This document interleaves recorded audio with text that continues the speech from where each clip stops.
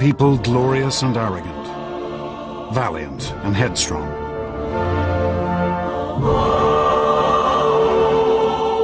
These were the men and women who laid the very foundations of Western civilization.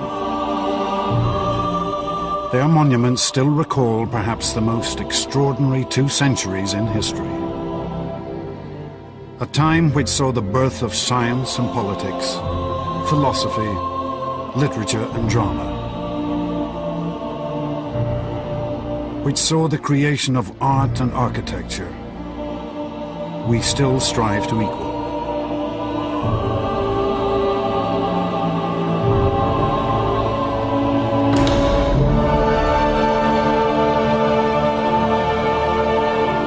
And the Greeks achieved all this against a backdrop of war and conflict. For they would vanquish armies, navies, empires many times their size, and build an empire of their own which stretched across the Mediterranean. For one brief moment, the mighty warships of the Greeks ruled the seas, their prosperity unequaled. These achievements which still shape our world, were made not by figures lost to time, but by men and women whose voices we can still hear, whose lives we can still follow. Men such as Themistocles, one of the world's greatest military generals. Pericles, the politician of vision and genius. And Socrates, the most famous philosopher in history.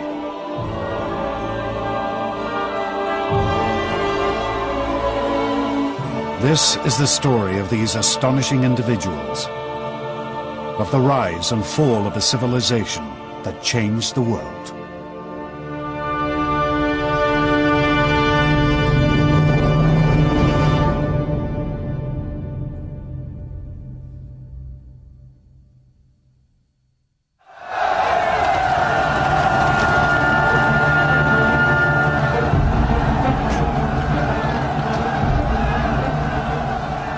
(508 BC), 5 centuries before the birth of Christ. In a town called Athens, a tiny city in mainland Greece, pandemonium ruled the streets. The ordinary people had turned on their rulers, demanding freedom from centuries of oppression.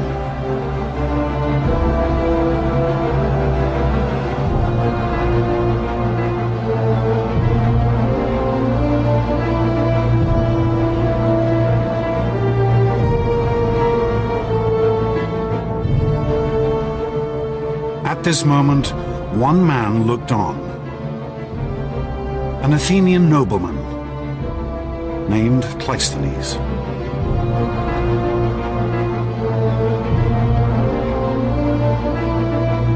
Cleisthenes had been brought up from birth to be a ruler, to look down on these common people with contempt. But this one night would be a turning point. In his life, in the history of Greece, and in the history of civilization. In a flash of inspiration, Cleisthenes would see that these ordinary people should have freedom, a chance to shape their own destiny, to govern themselves. And with this decision, Cleisthenes would set his fellow Greeks on the path to empire.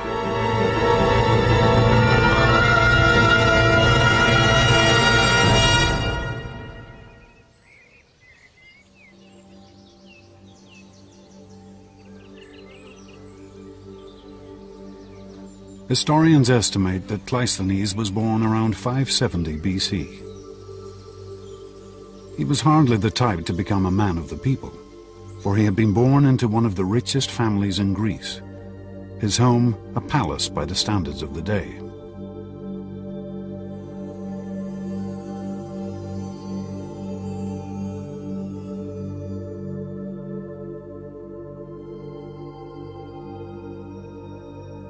Cleisthenes' family were called the Alcmaeonids.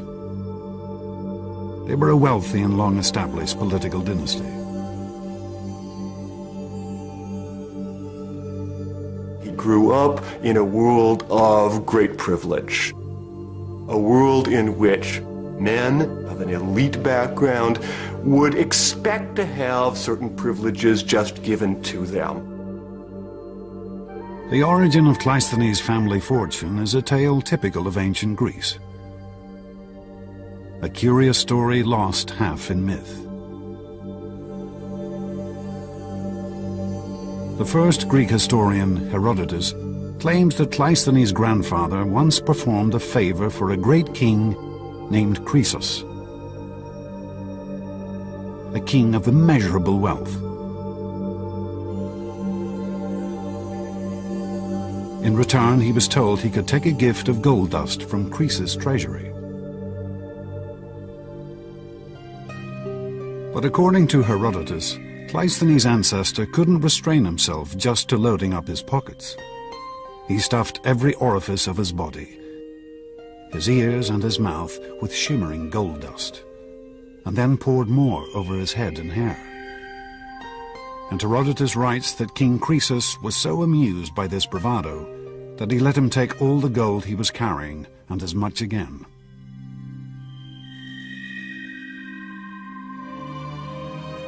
But whatever the source of Cleisthenes' family wealth, there is no doubt that they had used it effectively to gain power.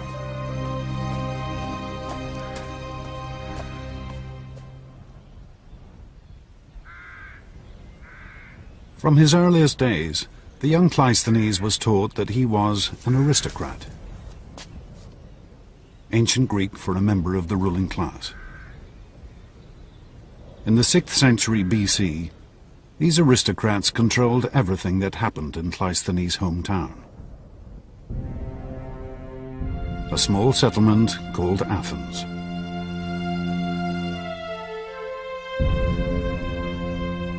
Athens lay in the center of a Mediterranean peninsula which Cleisthenes knew as Hellas, and which we now call Greece.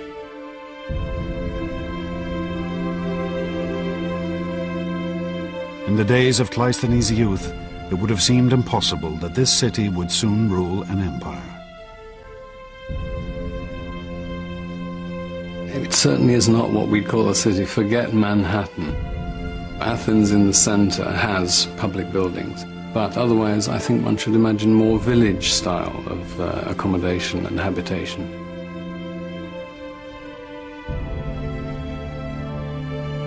The town was built around the Acropolis, a steep-sided outcrop of bare rock, a stronghold from which the Athenians could fend off the attacks of their neighbors.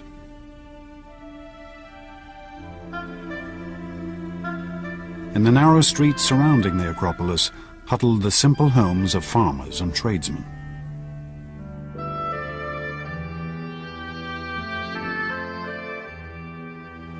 Most of the houses, perhaps mud brick. There was no sewage, there was no waste collection. We would find it very much like wandering through a third world village. You would certainly be able to smell Athens as you approached it. For men, life was passed working in the fields or in basic crafts. Women spent their days cloistered in the home, cooking, spinning, weaving. For these Athenians, reading and writing was a rare skill. There was nothing that we might call science or medicine. Life expectancy at birth was less than 15 years. I think the idea that ancient Greek life was nasty, brutish, and short would be entirely accurate.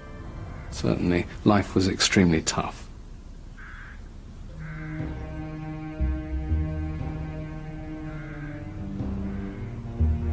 This was no society of equals.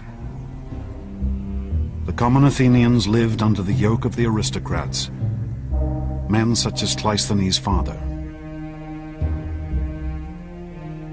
The tradition traditional political milieu from which Cleisthenes arose was one in which all effective political power was being dominated by a relative handful of people. The possibility that the ordinary people of Athens would actually matter was the furthest thing from the mind of the traditional Greek elites. For the Greek writer Aristotle, this was a world riven by injustice. The whole country was in the hands of a few people. The hardest and bitterest thing for the masses was their state of serfdom. Not that they weren't discontented with anything else, for to speak generally, they had no part nor share in anything. Athens was, in a sense, turned against itself. You had one part of the population, the aristocratic elite, holding power at the expense of the rest of the citizen population. Dominated by aristocrats interested only in preserving their own power, Athens hardly seemed a state on the verge of building a great empire. But then Greece also seemed an unlikely land to give rise to greatness. If you look at the physical world of Greece, it's not the kind of place that you'd immediately expect to produce a great civilization. Simply too many mountains. Greece does not have the obvious kind of physical unity that typically seems to be associated with the really great imperial civilizations of the ancient world. The great civilizations of Cleisthenes' day had grown up around rivers and the fertile plains stretching from their banks. To the south of Greece lay Egypt, where the regular flooding of the Nile sustained a civilization already 2,000 years old. And to the east lay the Persians,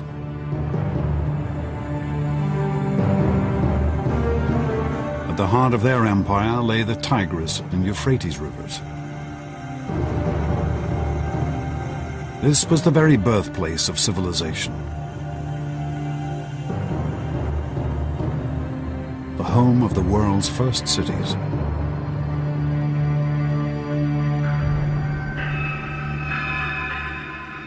But mainland Greece had no great open plains.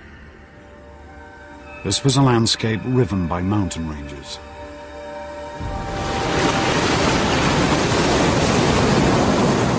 Off her coast lay countless tiny islands.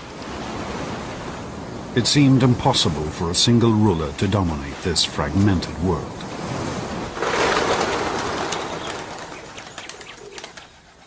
Instead, Greece was divided into countless tiny nations called city-states, each fiercely independent, each with its own culture and history. In Cleisthenes' time, there were over 1,000 of these city-states, jostling with each other for land and power. They never were politically unified, or at least in the classical period, never politically unified. And indeed, each individual Greek city-state, each polis, sought to maintain its own independence, sometimes successfully, sometimes unsuccessfully. In the early 6th century, Athens was not nearly the most powerful or important of these tiny nations. Argos had stood for over 1,000 years. Her citizens were able to trace their history back to the mythical days of the Trojan War.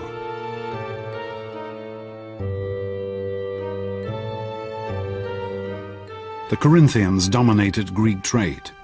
Their ships plied the Mediterranean, ferrying goods back and forth from Egypt, Assyria, and Italy.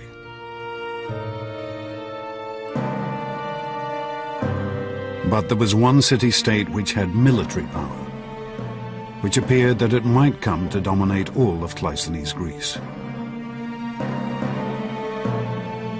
In the south of Greece, around the reed beds of the river Eurotas, lay the city-state of Sparta.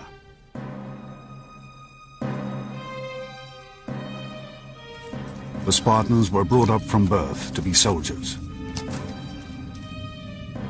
raised in the field, separated from their families, their lives structured around discipline and war.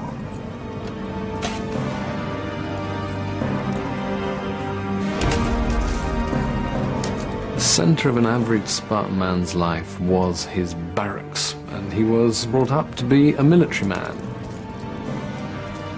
The Spartans lived a life stripped of comforts, with few possessions apart from their weapons, and their cloaks dyed red to conceal their or their victims' blood. Spartans were brought up to put up with anything, and all sorts of stories, the best being of a visiting Sybarite visiting Sparta, eating the local food and saying now he understood why the Spartans were so willing to die, because death was as nothing to eating their food. The Spartans were ruthless expansionists. By Cleisthenes' time, they had conquered all of the surrounding regions, more than 4,000 square miles. And they had reduced these conquered populations to a slave class known as the Helots. The Helots were forced to work in the fields for their Spartan overlords, and they were ruled with an iron fist.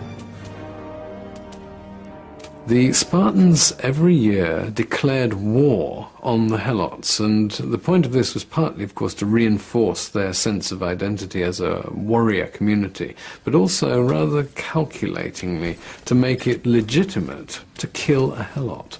And Helot culling, as opposed to killing, was a regular practice.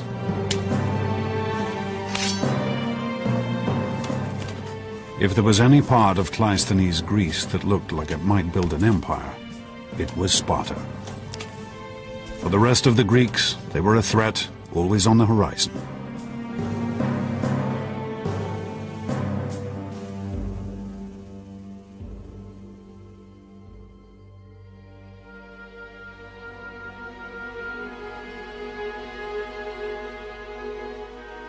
This was the world of Cleisthenes' childhood. Brought up a member of a self-interested elite in a state that was only a third-rate power.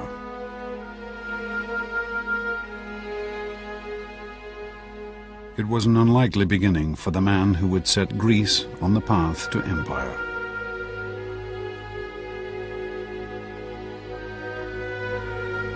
But then Cleisthenes had always been a man fired by a dream.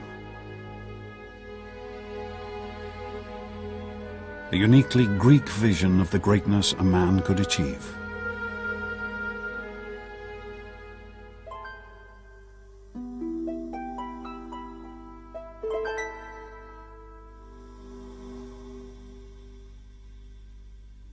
If there was one thing that inspired Cleisthenes and his fellow Greeks, it was their stories, ancient tales and myths.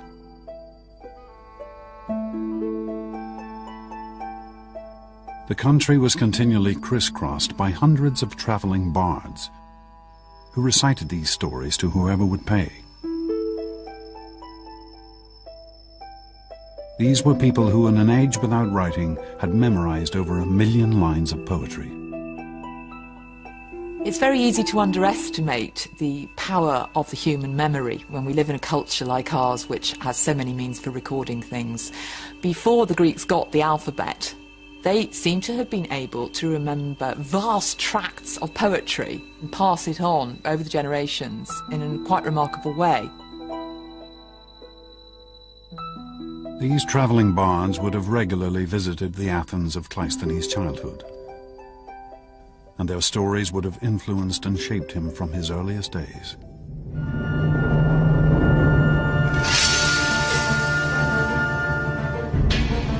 The two most famous tales these singers told are still preserved.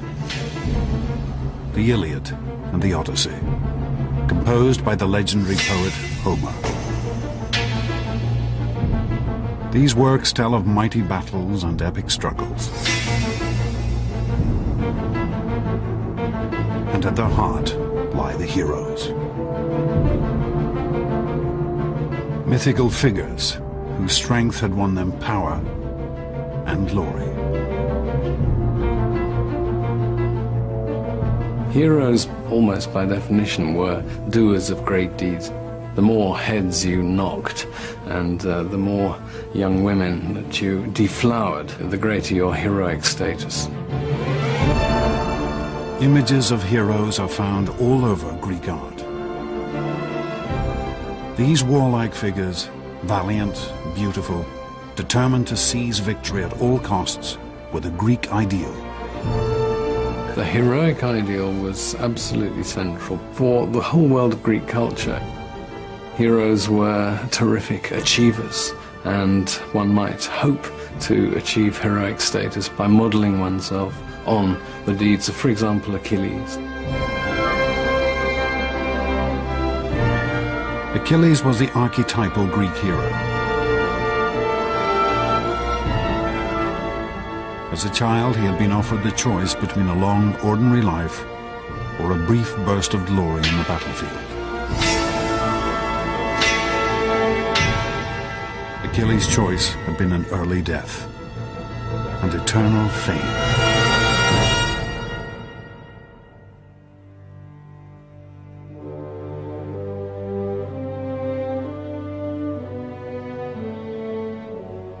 This, the vision of the hero, the ideal of the man of action, was the model that Cleisthenes was brought up to follow.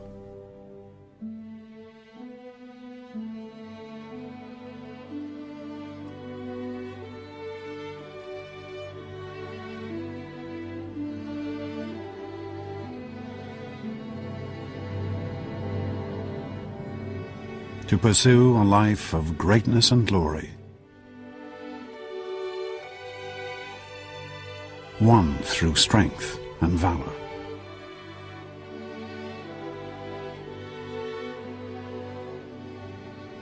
To seize power and victory for himself and himself alone.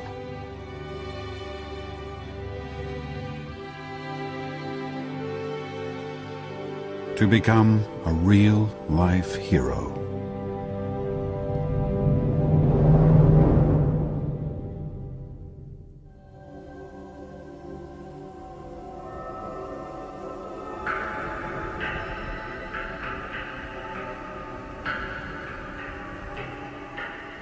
But Cleisthenes was not the only one to take the tales of the mythical heroes to heart.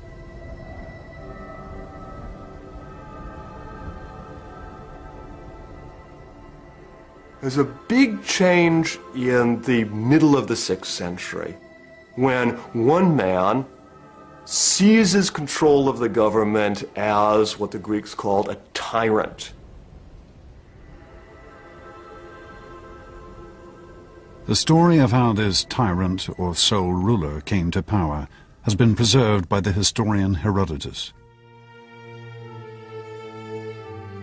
One day, a man of dignified and noble bearing rode into the city of Athens. Beside him stood a tall and beautiful woman. A woman he claimed was the patron goddess of Athens, Athena. This dashing figure demanded that he be given the rule of Athens, for like one of Homer's heroes, he had the protection of a goddess. Surprisingly, he was welcomed by the Athenians as their new ruler, despite the fact that the goddess was simply a particularly tall girl from a neighboring village.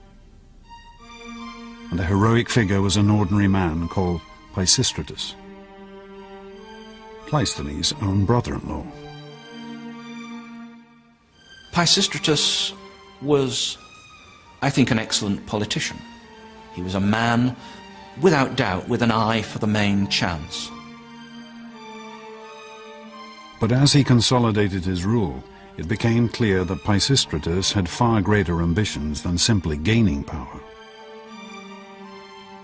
Pisistratus was an extremely intelligent man. He clearly understood that if he was going to maintain control of Athens, if he was going to be able to consolidate his rule and pass it on to his sons, which is clearly his ambition, he would have to find allies. Pisistratus took an extraordinary step. He turned to the common Athenians for support, undermining the whole hierarchy of aristocrats and commoners that had endured for centuries.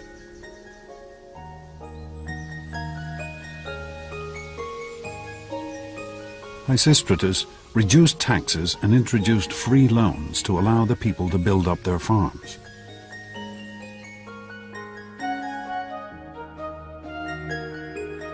And by offering the Athenians the chance of prosperity, Pisistratus began to transform his city.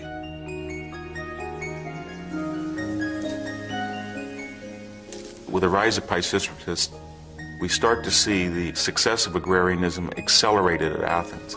And that's going to be a kernel that's going to grow and grow and grow in the ensuing 2 centuries. And one of the results of that is we see more vines and olives.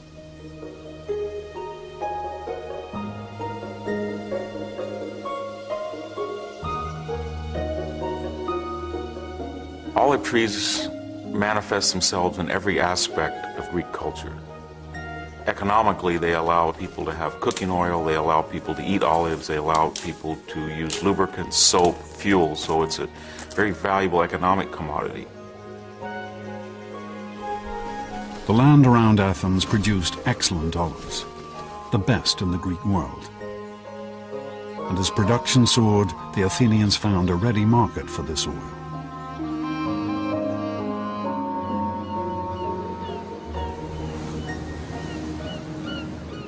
Not only in the other Greek states, but across the sea, in Egypt and Phoenicia, Persia and Assyria.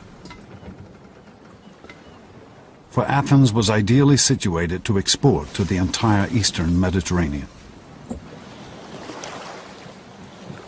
Greece is in the middle of an extraordinary grouping of ancient civilizations. It's bounded on the east by the great Persian Empire, on the south by the age-old civilization of Egypt, on the west the Etruscans and the Romans. Greeks were scattered. Plato has a rather nice phrase, like ants or frogs round a pond. The eastern Mediterranean was the greatest marketplace of the ancient world. It seemed that everyone had something to sell. Grain from Scythia, salt fish from the Black Sea, wine from the great vineyards of the island of Chios, gold, silver, art and finery from Egypt. And everyone was willing to trade for Athenian olive oil. As goods flowed in and out of the Athenian harbor, the Athenians found their wealth and prosperity on the rise.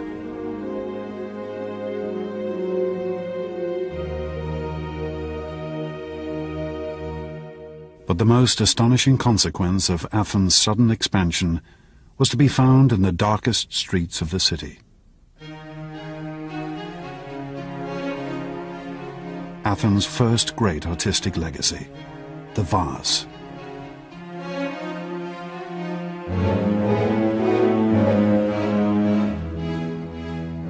I think what's fascinating about the pottery is that in its own time, it wasn't a big deal artistically. What was inside the pots was almost invariably worth more than the pot itself. Here in the area known as the Keramakos, ancient Athens' red light district, could also be found the potters' workshops.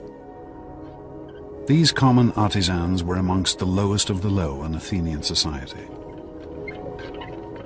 If you were a potter in Athenian society, I won't say you were the scum of the earth, but you certainly had no especial respect. It was hard, incessant work, unenvied by the citizen population. Pottery had been a staple across the ancient world for hundreds of years, used in the kitchen at home and for transporting oils and food. But it had always been simple in design, using geometric patterns and basic figures, designs based on Egyptian and Assyrian art.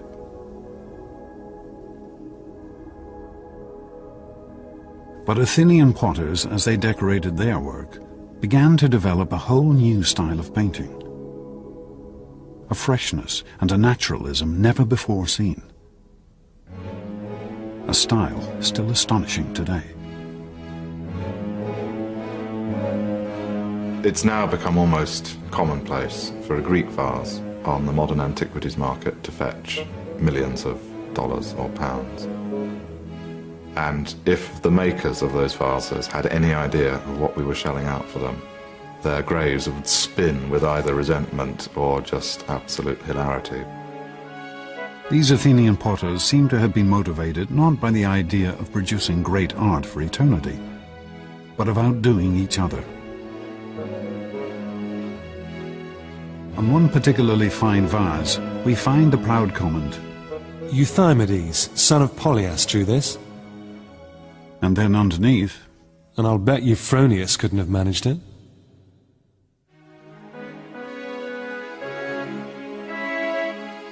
For the first time in their history, the ordinary Athenians had tasted freedom,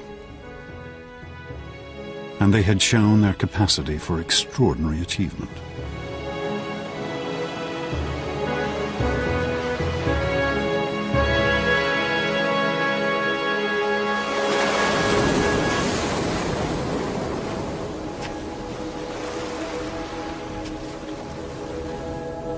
Cleisthenes grew to manhood under Pisistratus' rule.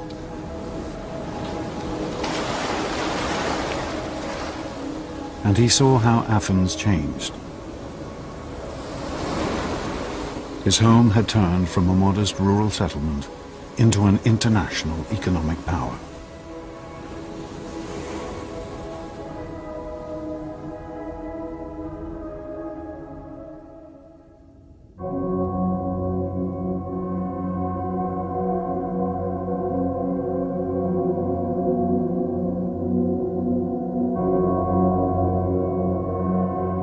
But Pisistratus' rule of benevolent tyranny was not to last forever.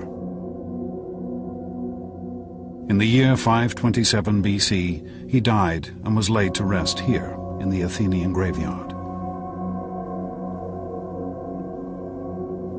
His son Hippias took over. At first, Hippias followed in his father's footsteps, ruling Athens with a fair hand. But soon, the Athenians discovered the perilous nature of tyranny.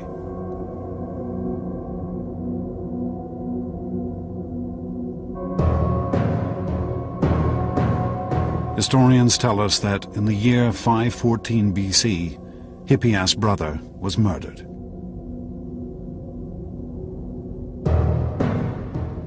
Aggrieved and bitter, the tyrant's behavior completely changed. Hippias not only executed the murderers, but cruelly tortured one of their wives to death as well.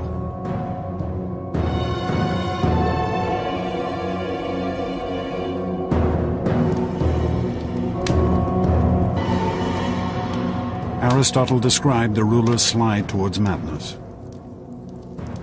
After this, the tyranny became much, much harsher, for Hippias ordered numerous executions and sentences of exile in revenge for his brother. And he became embittered and suspicious of everybody. The freedoms that the common Athenians had gained under Pisistratus were now stripped away. There was now a real tyranny in the modern sense in Athens. Pisistratus had come into power for a cause. His son now had no cause other than self-preservation.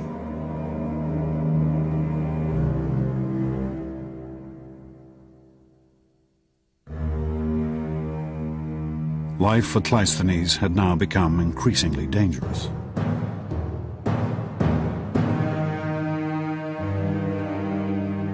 For the paranoid dictator knew that it was from here, from the aristocrats, that the greatest threat to his power could come.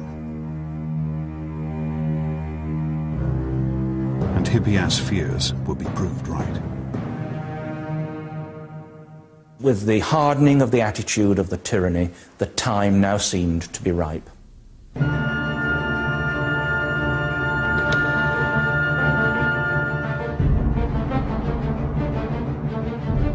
Cleisthenes decided to take his first great gamble. He would try to overthrow Hippias, to gain power for himself and his family. Cleisthenes' ambition to make his mark upon the scene is something that, of course, would have been impressed on him from a very early age.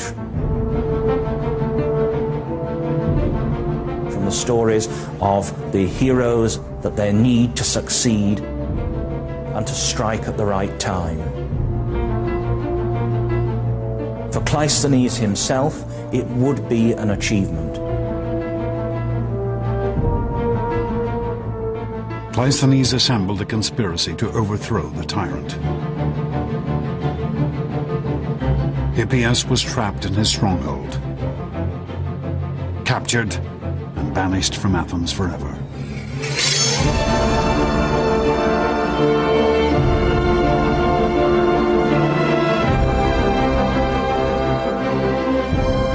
The year was 510 BC, and Cleisthenes was now one of the most powerful figures in Athens. He had lived up to the heroic myths he'd been brought up to follow since childhood.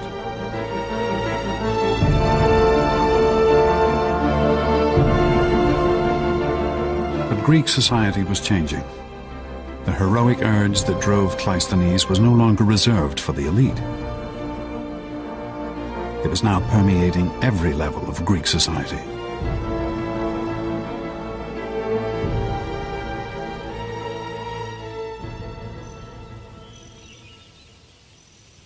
This is Olympia in southern Greece. Here, once every 4 years, men from across the Greek world would gather to compete in a vast contest of athletic skill. This was the ancestor of the modern Olympic Games.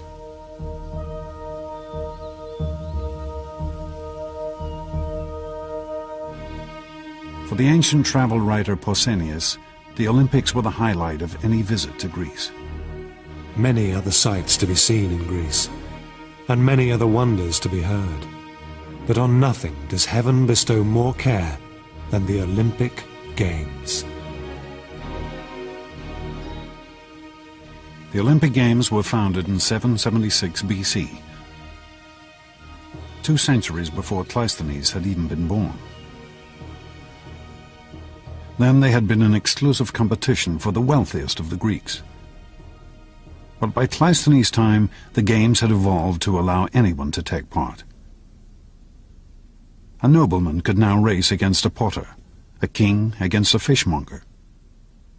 The Olympic Games were a chance for any Greeks to display the sort of heroic qualities that the heroes of Homer had displayed. The competitions had their roots in the skills required on the ancient battlefield. Chariot racing, running, wrestling, boxing.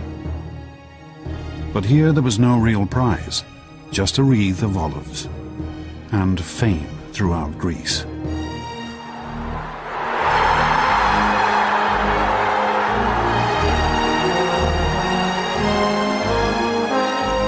A competitor would be surrounded by the largest gathering of Greeks in peace that he would ever experience. Perhaps as many as 40,000 Greeks would gather for the Olympic Games.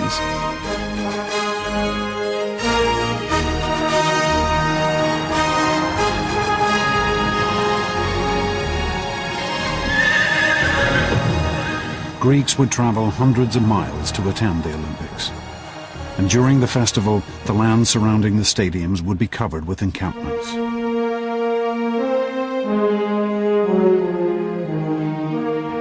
But the games were very much a male experience. Women were prohibited from entering the competitions, or even the stadium.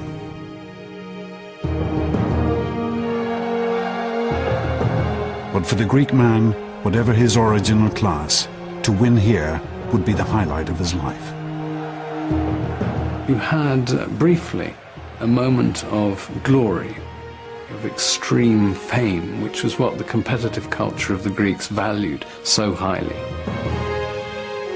Here the Greeks had perhaps found a civilized way to satisfy the heroic ideal. They had built a meritocracy based on skill and ability, where anyone could win.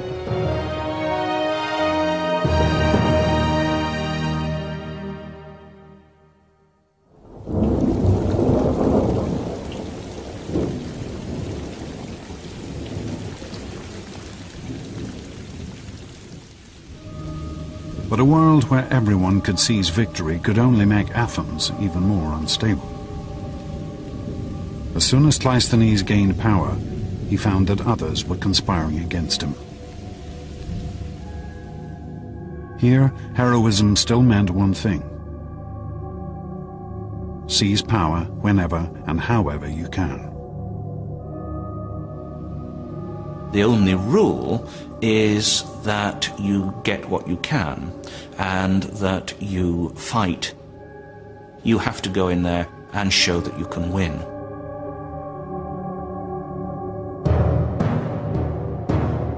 The most ambitious of those conspiring against Cleisthenes was a man named Isagoras.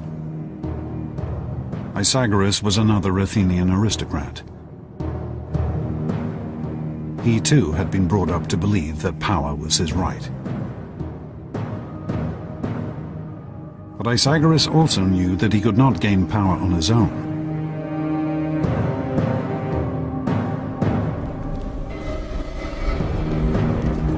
Isagoras took an unprecedented step.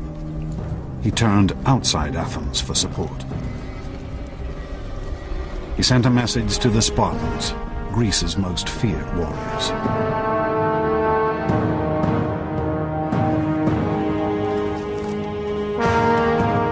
Isagoras was an old friend of the Spartans.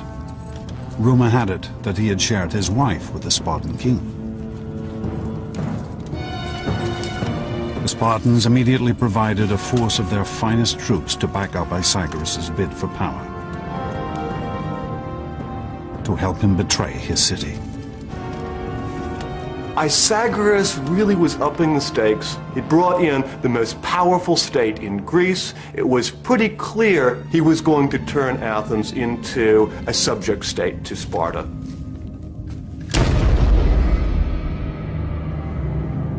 With his Spartan force, Isagoras staged a coup, seizing control of Athens. He and his troops would rule from the high point of the city, the stronghold atop the Acropolis.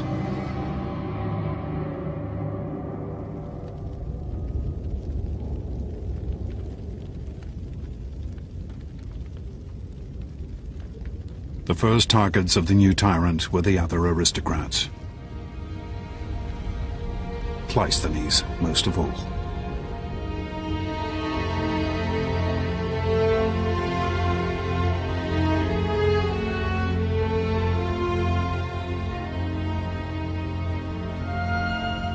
Over 700 households were cast out of Athens, including Cleisthenes and his entire family.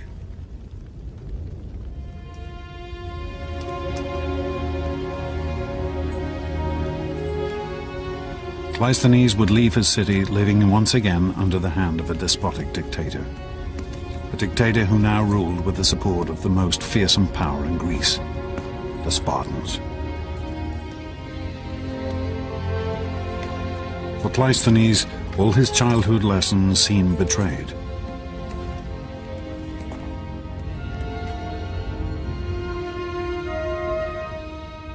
He had been brought up to be an aristocrat and a ruler.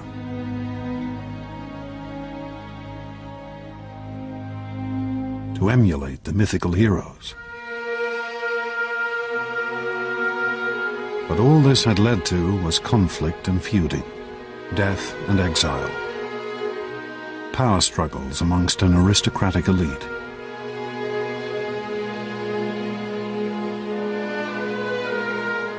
How could Athens ever escape from this pointless cycle of violence?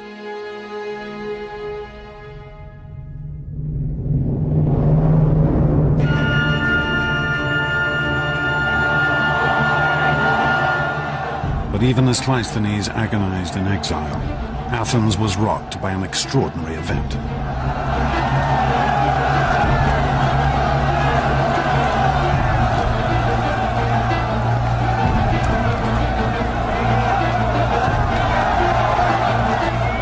Like their mythical heroes, the ordinary people of Athens now took their destiny into their own hands.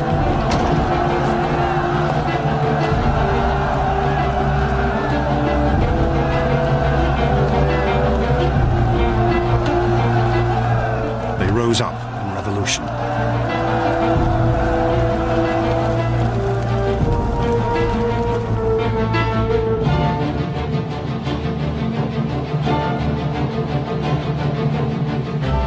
Pythagoras and his Spartan allies blockaded themselves atop the Acropolis, the high point of the city. But even there, they could not escape the fury of the common Athenians.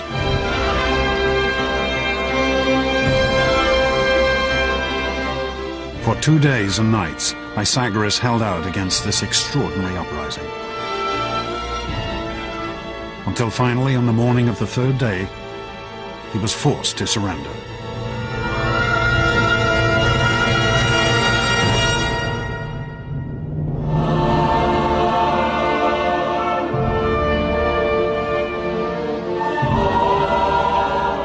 The year was 508 BC.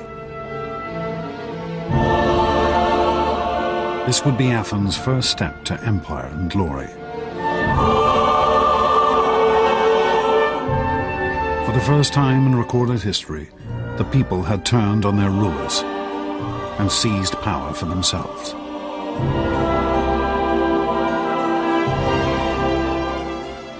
Athens at this point is in control of the mob, the ordinary people who had risen up without organized leadership, and then the question is, what happens now?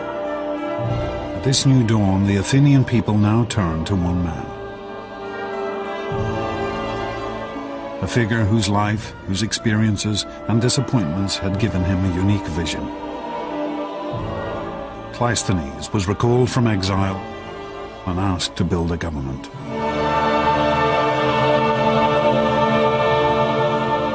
When Cleisthenes returned to Athens after the expulsion of the Spartans, he faced a really remarkable challenge. There was no possibility for just simply putting back in power a group of aristocrats. There was no possibility for him to declare himself tyrant. In a sense, what Cleisthenes had to do is design a revolutionary governmental solution for a revolutionary political situation.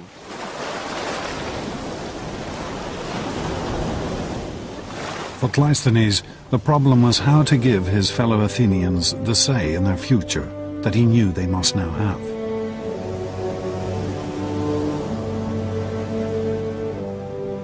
On an Athenian hillside, he had a great meeting place carved out from the bare rock. Here, in the shadow of the Acropolis, the citizens of Athens could now gather to discuss the future of their state.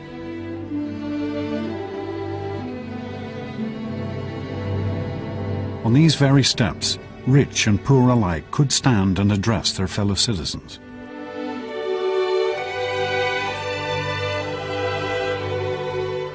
This is the ancestor of the British House of Commons, the American Congress, of parliaments across the world.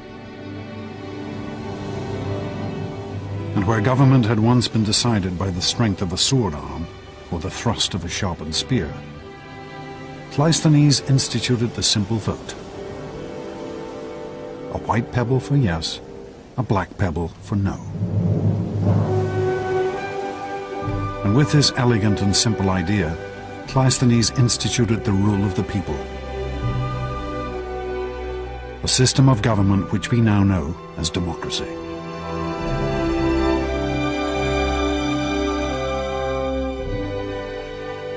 The Great Athenian Assembly would gather every 9 days to vote on issues covering the entire administration of the state, from the raising of taxes to the building of roads,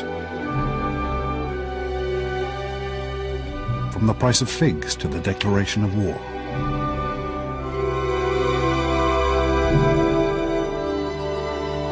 Athenian democracy is a very different sort of democracy from ours. One has a sense, as an Athenian citizen, that you really can make a difference. There is no us and them. There is no government separate from the ordinary Athenian citizen body. They are the government.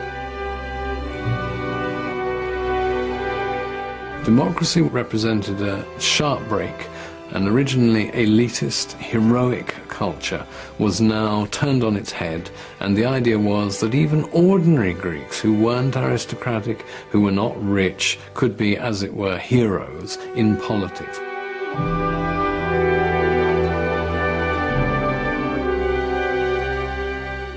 It was a system of government that would transform this tiny state, and would set off one of the greatest flowerings of civilization the world had ever seen.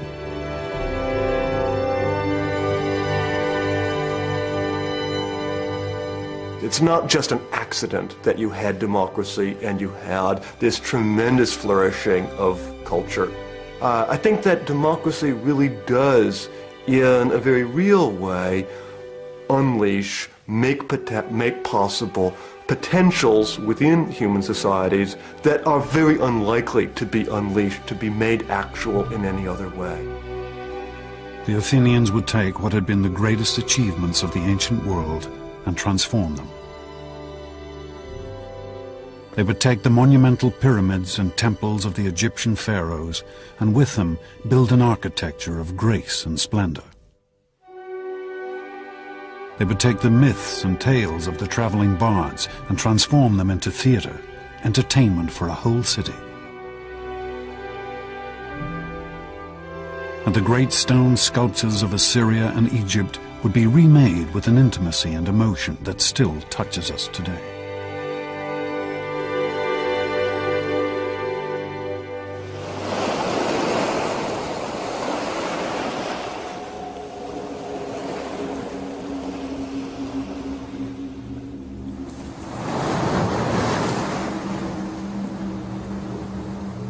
But just as Cleisthenes' democracy was gaining strength, a new threat was gathering in the east.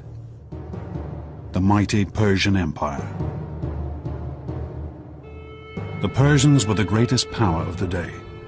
They ruled an empire that stretched from India to the Mediterranean. But as Athens had grown in power and confidence, the Persians realized that this tiny state on their eastern border might soon pose a threat.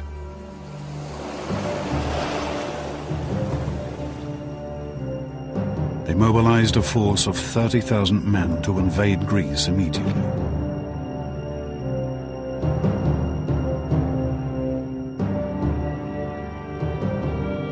Cleisthenes' democracy, hardly born, was now to face its greatest test.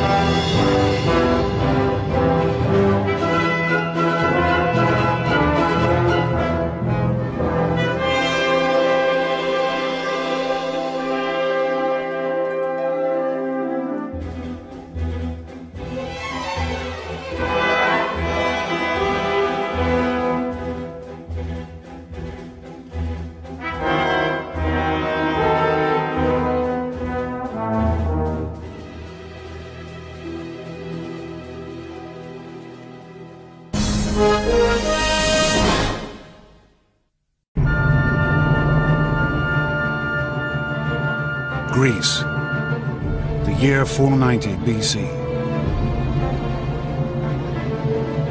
Here, a revolution has begun that will change the world. In a moment of chaos and anarchy, the people of a tiny state named Athens have seized control of their city and established democracy for the first time in history. But now this tiny state will face a greater challenge. Athens will be pitted against the greatest power of the day, the tyrannical Persian Empire. In a contest spread across land and sea that will last over a decade, Athenian democracy will be tested in the crucible of war.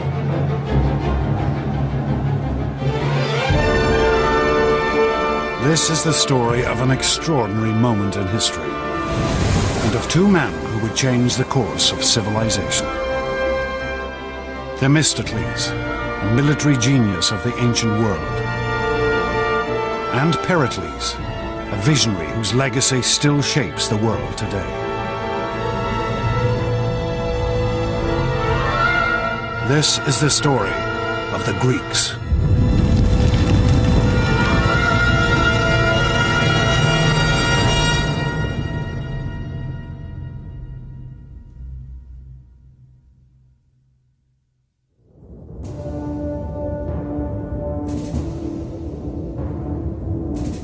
(490 BC). A lone figure runs across the mountainous terrain of Greece.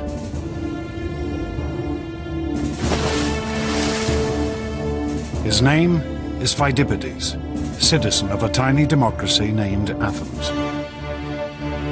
On this day, Pheidippides will make one of the most astonishing athletic achievements in history. The inspiration for our modern marathon.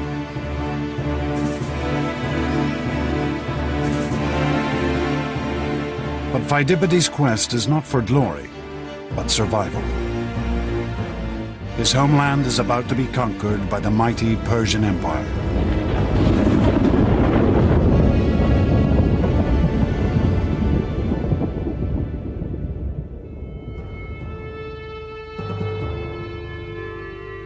In the early 5th century BC, the Persians were the greatest power on the world stage.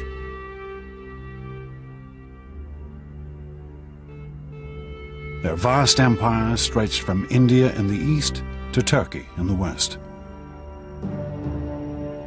Now, out on their western frontier, the tiny state of democratic Athens was gaining power. This was a threat that the Persians would have to destroy. The Persians lived in a culture of unbending tyranny. At the head of their empire sat Darius, known to the Greeks only as the Great King. Suppliants had to cover their mouths in his presence just to avoid tainting the air he breathed. For Pheidippides and the democratic Athenians, conquest by Darius and the Persians would mean the destruction of their entire way of life. There is a huge cultural difference between the Greeks and the Persians. The Greeks are a people who emphasize freedom. The Persians would put far more emphasis on obedience. It's a struggle between freedom and slavery.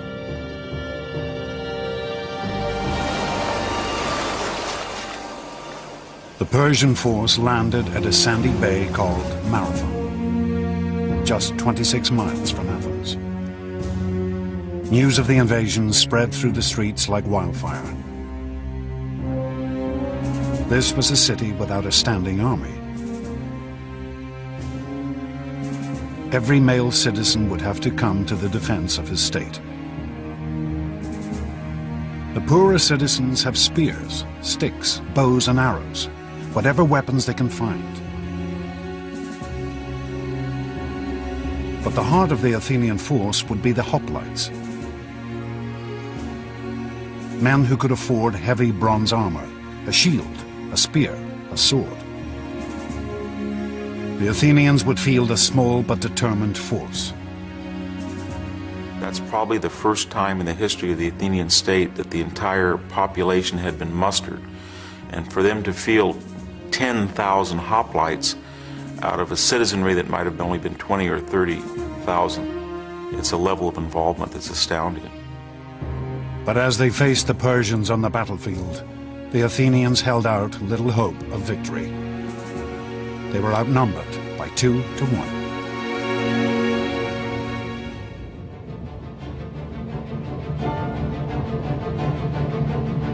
Pheidippides' desperate mission was to run for help from one of Athens' local rivals, the Greek state of Sparta.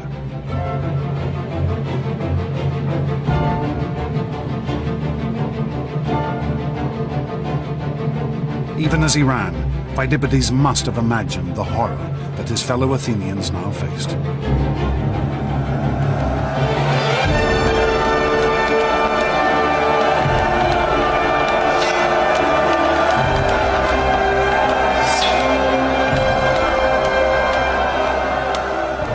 You're dodging spears from your men in front and your men in behind, but you probably couldn't see or hear.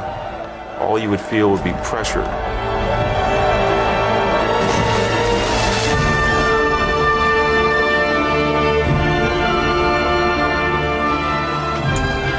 You wouldn't see the sword plunge that took one of your testicles off.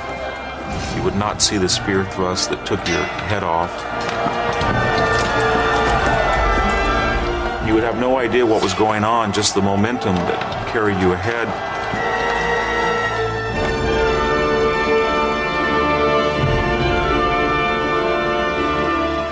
All you would be aware of is that you had to push forward and keep stabbing and keep on your feet, and you would hope that everybody else would do that. Pheidippides' run was to become the stuff of legend.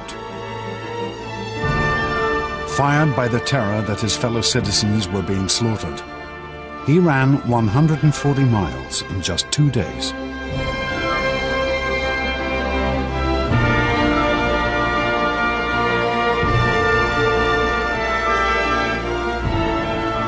But Pheidippides' quest would end in failure.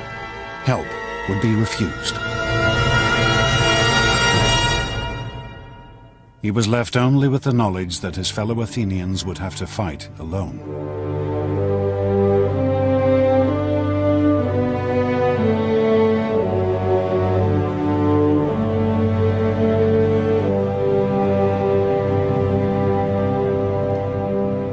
Pheidippides could never have imagined that the Greeks would in fact win a glorious victory.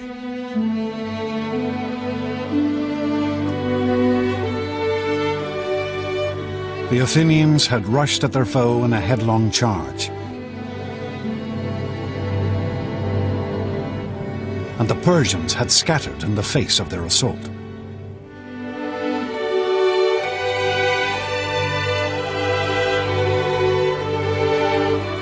The Athenians slaughtered over 6,000 Persians in one fateful day. The world's first democracy had survived its first great test. Every Athenian knew that he had voted to fight and that this reflected the majority vote of the citizens, and that was not true of the Persians. Whatever you want to say about democracy, it fields the most patriotic, enthusiastic, and often large armies.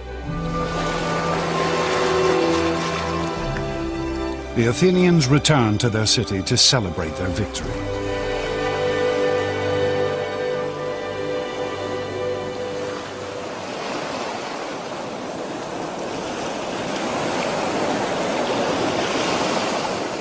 But amongst them was one for whom the war with Persia had only just begun.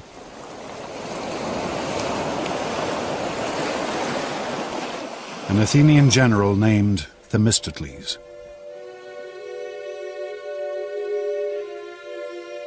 Themistocles had fought on the battlefield at Marathon.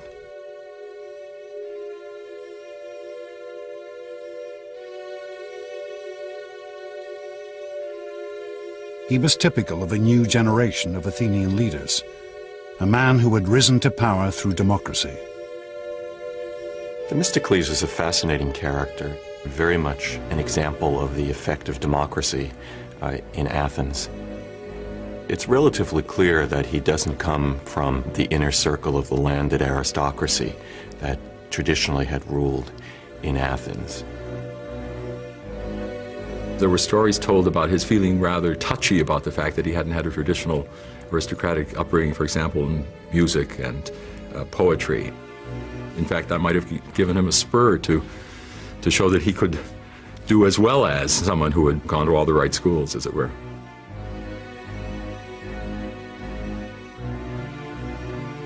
Themistocles' opinion of his common origins was blunt and straightforward. I may not know how to play the lyre or flute, but I do know how to make a city great. Themistocles had learnt the skills of leadership here, the Democratic Assembly of Athens. Here, any Athenian could stand before his fellow citizens and try to convince them to follow his leadership.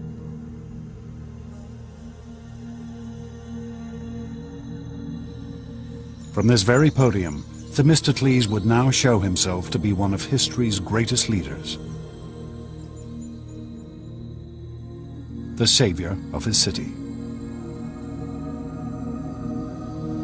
For Themistocles alone recognized that the Persians might still be a danger, and that next time victory for the Athenians might not prove so easy. Themistocles realized that the Persians, if they came again, it would be in a way that made sure that they weren't going to be defeated by land again. There was no way that the Athenians could rely on traditional hoplite fighting technique. Themistocles began to form a bold and new strategy, employing the most advanced weapon of the day, the trireme.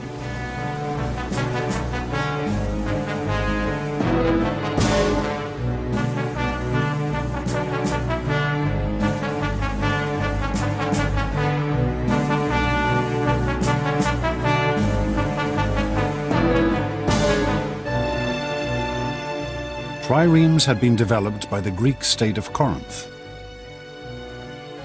the ancient world's finest shipbuilders.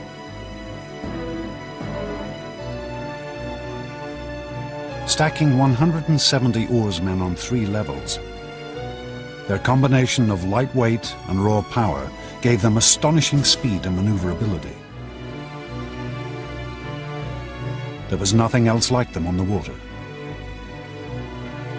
In contemporary terms, a trireme is a missile. The object of a trireme is to ram the enemy ship. It is a very narrow, very light, very sleek, and very fast weapon. But these triremes were also exceedingly expensive. And Themistocles' vision of a vast Athenian navy might never have come to pass if it had not been for one stroke of luck.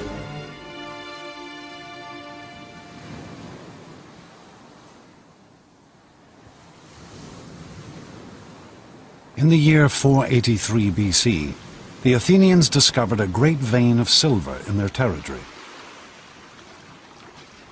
worth 100 talents, a vast amount in the ancient world.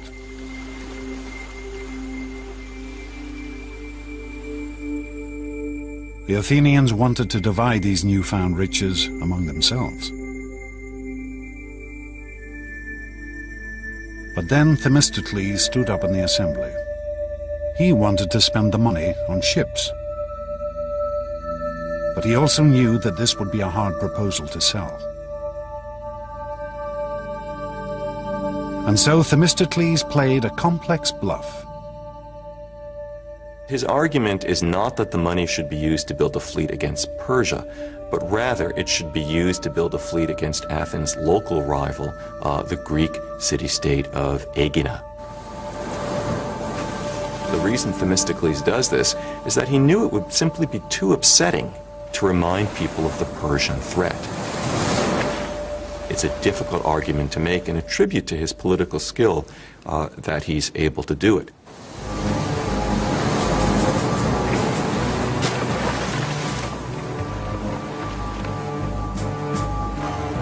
Themistocles convinced the Athenians to build the greatest naval force in Greece.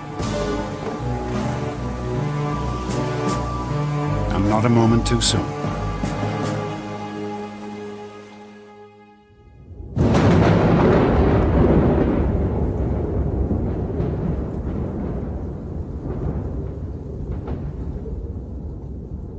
The great Persian king Darius died in 486 BC. And his son Xerxes assumed his father's throne. Xerxes' first action was to vow vengeance for his father's defeat at the hands of the Athenians. On my father's behalf, and on behalf of all my subjects, I will not rest until I have taken Athens and burnt it to the ground. As an imperial power, the Persians cannot allow small regional states like this to beat them with impunity. Xerxes began to gather his forces. He conscripted troops from every corner of his empire. Arabians, Egyptians, Phoenicians, as well as Persians. Rumors began to leak back to Athens that Xerxes' army numbered nearly 2 million men, that it was the greatest force the world had ever seen, that soon it would be ready to march.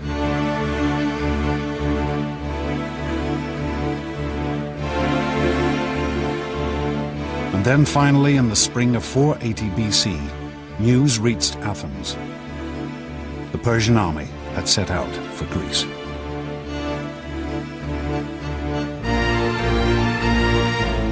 History records that Xerxes' troops drank rivers dry.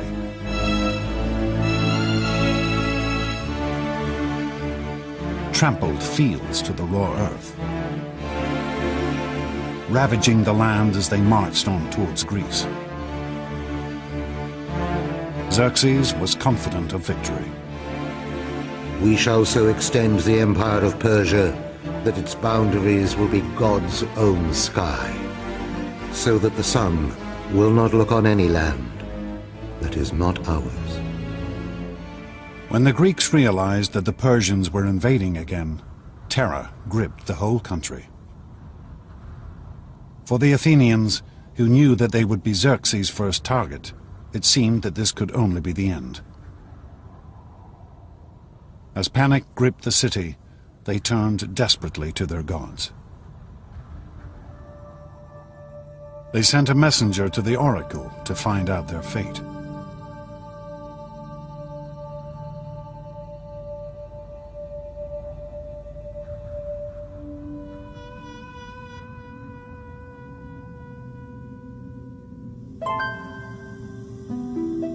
Here, high in the Greek mountains, can still be found the site of Delphi, the most famous of the Greek oracles. Built around a vast chasm in the mountain from which a sacred spring still flows. Here the Greeks would come to discover their future.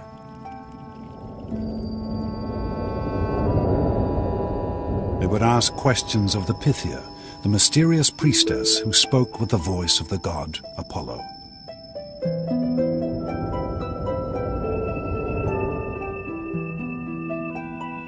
People came from all over the Greek world to consult Delphi, and sometimes came from outside the Greek world as well.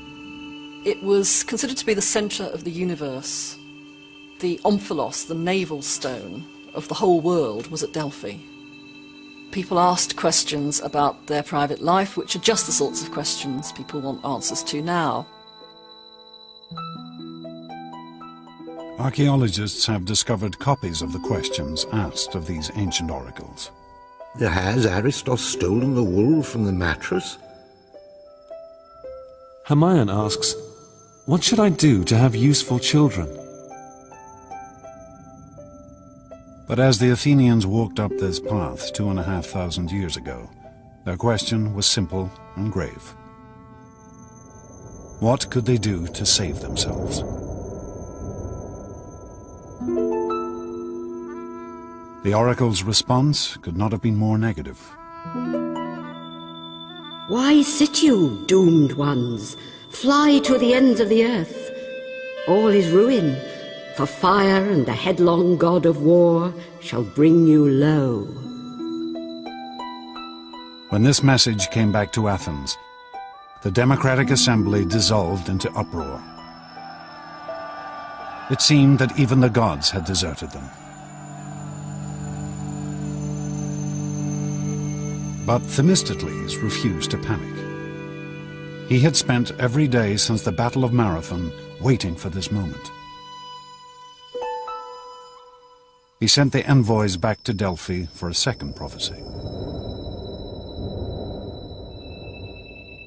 Though all else shall be taken, Zeus, the all-seeing, grants that the wooden wall only shall not fail.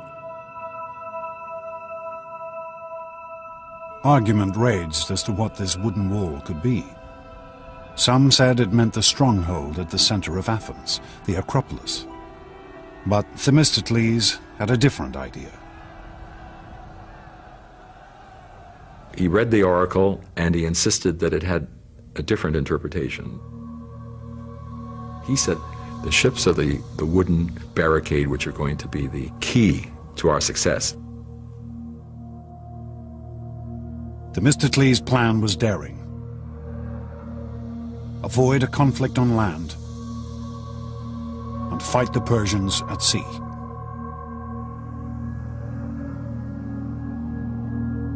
He ordered the evacuation of Athens for the first time in her history. This order for evacuation, carved into a stone tablet for public display, is still preserved, discovered in the back of a Greek coffeehouse. The Athenians shall send their children and wives to the village of Troezen. All the men should embark on the 200 ships that have been prepared to fight the barbarian. Themistocles ordered that his fleet of triremes should gather at Salamis, a tiny island off the Athenian coast. Themistocles' strategy is remarkable not only because it is innovative and because it is bold, but because it requires extraordinary self-sacrifice on the part of the Athenian people. He wants every man, woman, and child to leave their homes and possessions and to go into exile.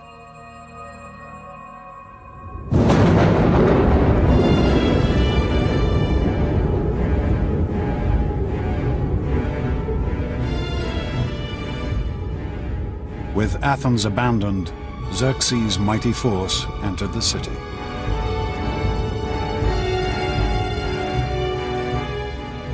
The Persians march in and go up onto the Athenian Acropolis, the symbol of Athens. And they burn it.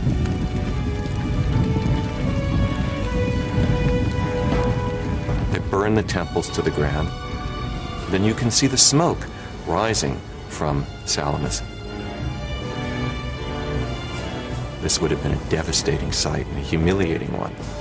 They would, in short, have seen their country occupied by a fearsome foreign invader. Surely they would have wondered if they would ever be able to go home again.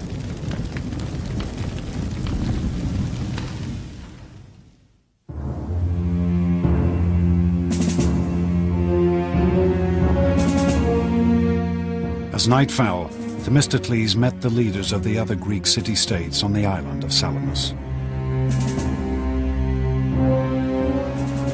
They had also assembled their much smaller fleets here. Their scouts had reported back. The Persians now not only held Athens, but had also gathered a mighty fleet 4 times the size of the Greek forces.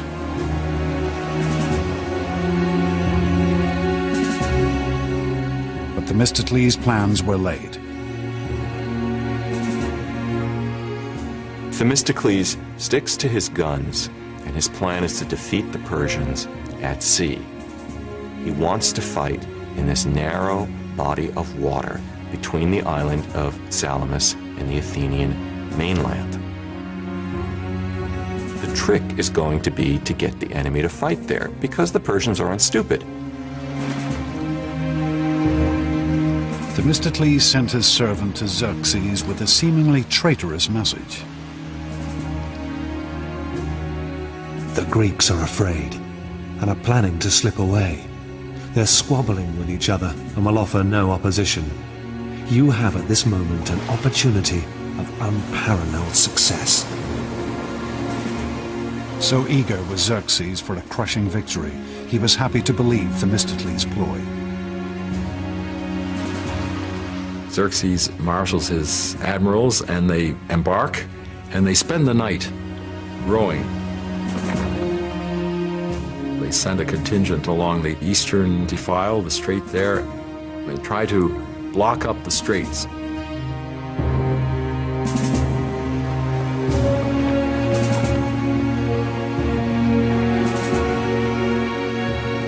Only as the dawn rose did the Persians realize the true nature of Themistocles' plan. They discovered the Greeks not in disarray, but ranged in a battle line across the narrows in front of them.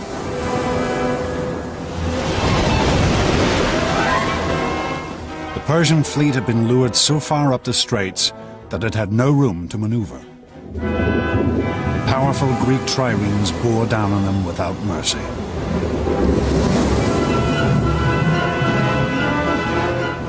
The Greek playwright Aeschylus fought in the battle and lived to tell the tale. We heard from every part this voice of exhortation. Advance, ye sons of Greece. From slavery save your country. Save your wives, your children save. This day the common cause of all demands your valor. The Greek forces smashed into the cornered Persian fleet.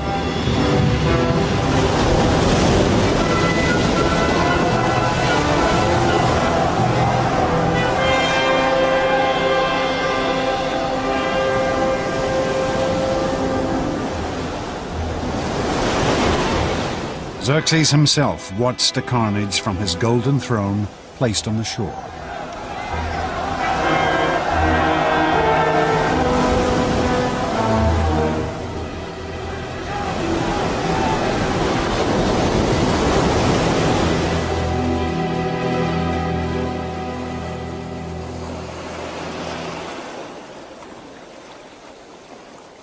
At the end of the battle, the Persians had lost 200 ships. For the Greeks, it was a stunning and conclusive victory. Victory at Salamis is tremendously important for Greece and for the Athenians. It breaks the Persian navy. The Persians can no longer guarantee that they can feed their army, nor can they guarantee the safety of the Persian king.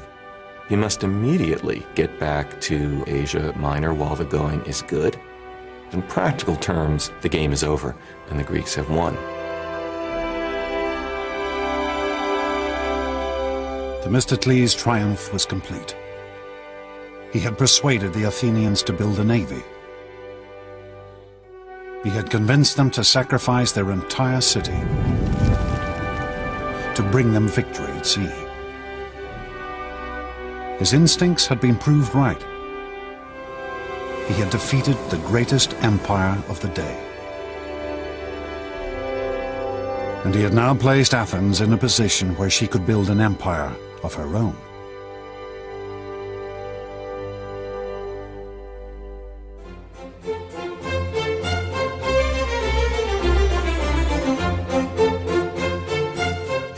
After the years of conflict, this was a new dawn for Athens. Flush with victory, equipped with the largest fleet in the eastern Mediterranean, the tiny democracy began to grow.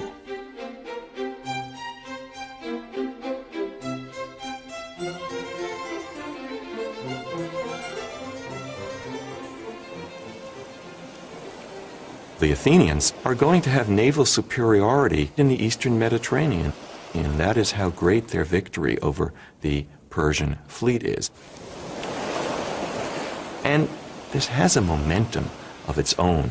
Before you know it, the Athenians are the head of a naval confederacy, and they're on the road to becoming a superpower.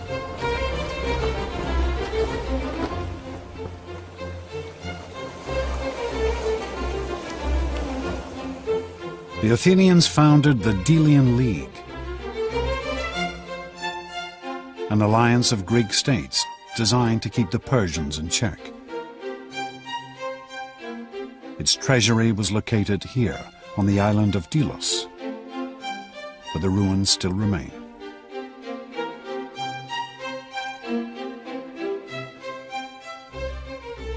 By 450 BC, this league had more than 200 member states, but Athens was the undisputed leader. The Delian League had become Athens' empire in all but name.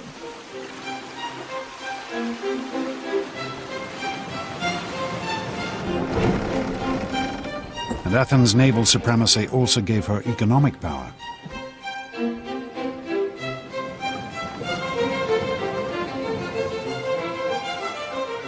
She became a city at the center of a vast trading network. Goods from all over the Mediterranean flooded into her harbors.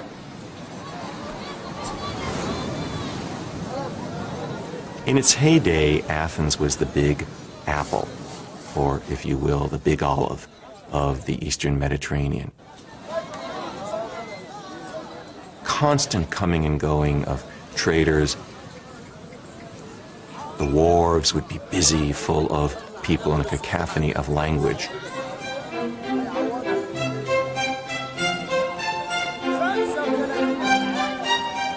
One contemporary author gave an account of the diversity of goods in the Athenian marketplace. From Cyrenia, ox hides. From the Hellespont, mackerel and all kinds of salted fish. Libya provides abundant ivory. Pagasae provides tattooed slaves. Carthage, rugs and many colored cushions. The Athenian Empire was unprecedented in the degree of prosperity that came to it because of its role as a center of trade. The Athenians had access to a quality of life that probably no Greek had ever had before.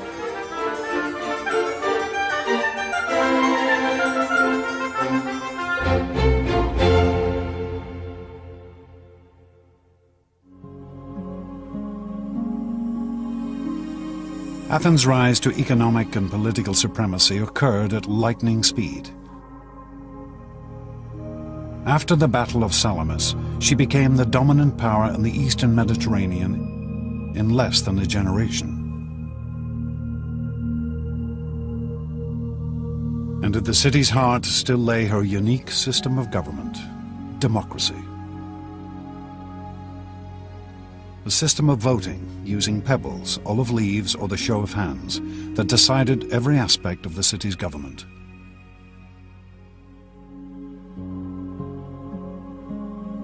Democracy gave the Athenians a great advantage of unleashing talents, powers, opportunities that other cultures simply cannot match. The Athenians keenly protected their democracy from any threat, foreign or domestic.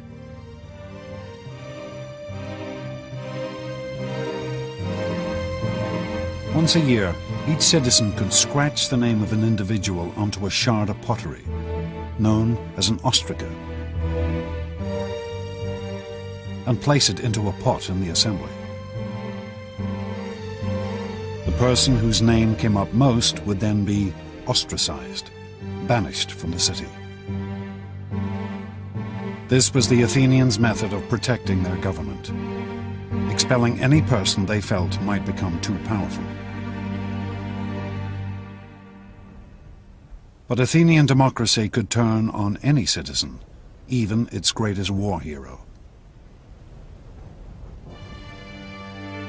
Themistocles now found himself under attack. The threat was gone now. His raison d'etre has been taken away. This is something he can't understand. Themistocles reacts perhaps in an uncharacteristically crude way, he reminded the Athenian voters of what they owed him. Voters don't want to be reminded in any period of what they owe to their politicians. They want to be told what their politicians can do for them.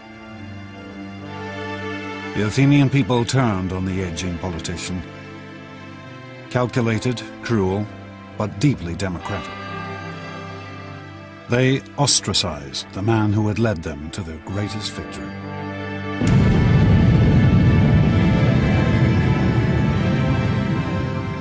Themistocles was ostracized, I believe, because he was simply regarded as having gotten too big for his boots. Some of the ostraca with Themistocles' name still inscribed upon them have been found, hidden down an ancient well. Archaeologists believe that these had been pre-prepared by Themistocles' enemies, to be handed out to Athenian voters who couldn't write.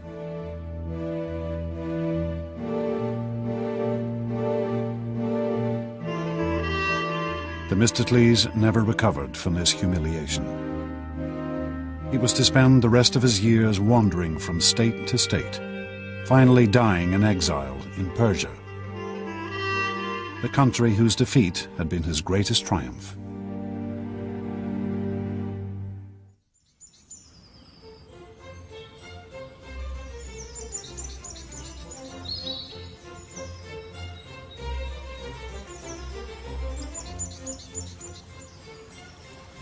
The Athenians were now looking for a leader who might fulfill their newfound sense of imperial glory.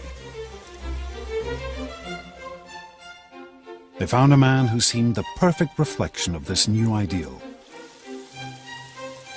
A man who would change the face of Athens forever. A man named Pericles.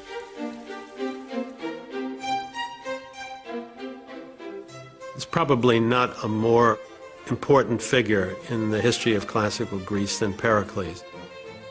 He was the leader of Athens at the height of its power and of its artistic achievement. He was the figure associated appropriately with bringing Athenian democracy to its climax, to its height. But Pericles was no obvious democrat like Themistocles, for he had been born into one of Athens' most elite families. Nobody had bluer blood than Pericles. His father was a famous and successful general. His mother came from one of the most distinguished Athenian political families. Pericles was born with advantages and eminence that Themistocles lacked.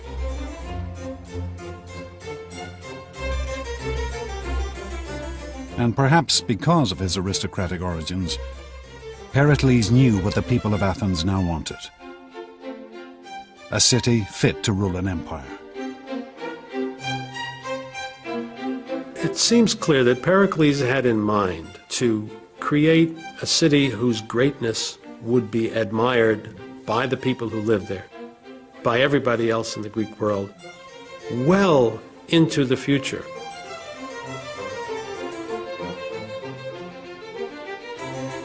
Pericles announced a glorious new vision to the Athenian assembly.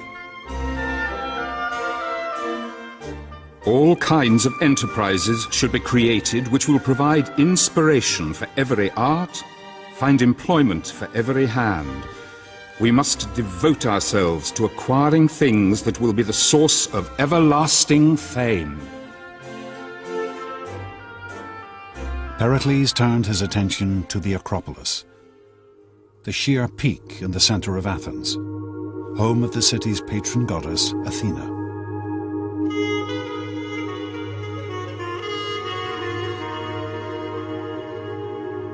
"20 years earlier, the Persians had burnt down the temples that stood here.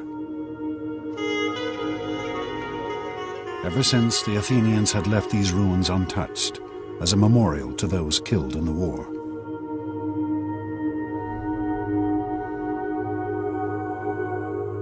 But Pericles had other ideas. He proposed a massive reconstruction plan. At its center would be a new Parthenon, a temple to Athena, and it would be one of the most astonishing buildings of the ancient world.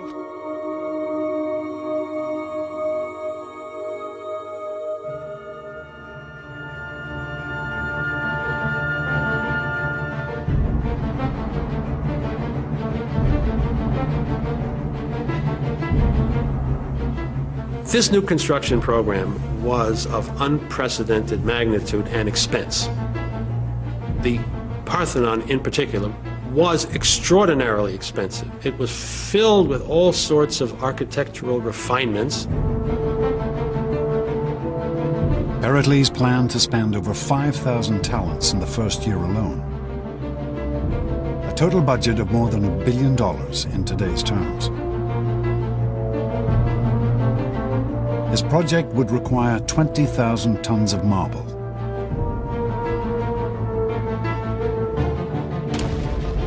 The Athenian quarries at Mount Pentelicus, just outside the city, resounded as hundreds of workmen traced out and carved great blocks of marble from the mountain.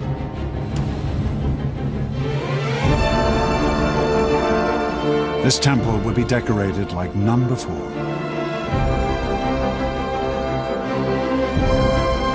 Sculptors and craftsmen were gathered from all over the Greek world.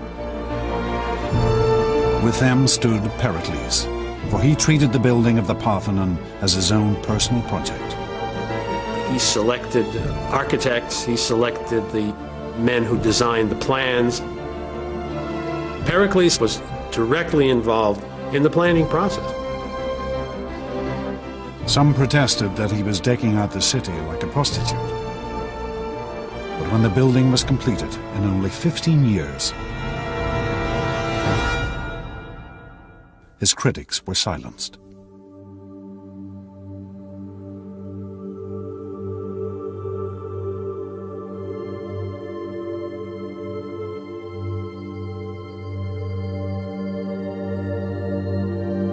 The Parthenon was and still is the most glorious symbol of Athens' empire. Here was the spiritual heart of the city, the mark of her wealth, power, and artistic genius.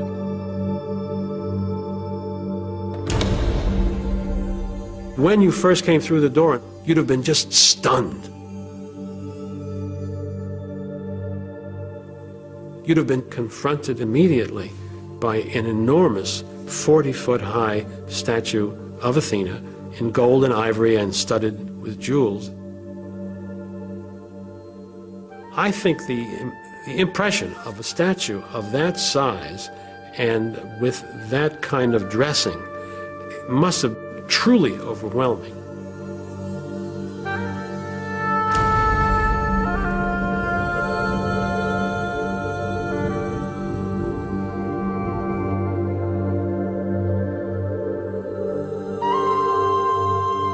Pericles had embellished his temple like no other. Though this astonishing statue has since been lost to history, other treasures from the Parthenon have survived for over 2,000 years.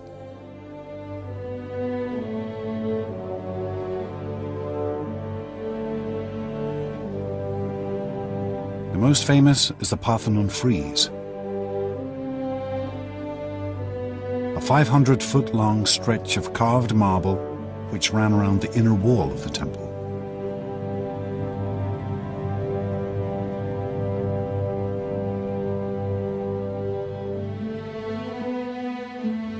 The Parthenon frieze is only 2.5 inches thick at its maximum depth, and yet in this space the sculptors carved rank upon rank of crowded figures, a great procession of Athenians, glorious and elegant.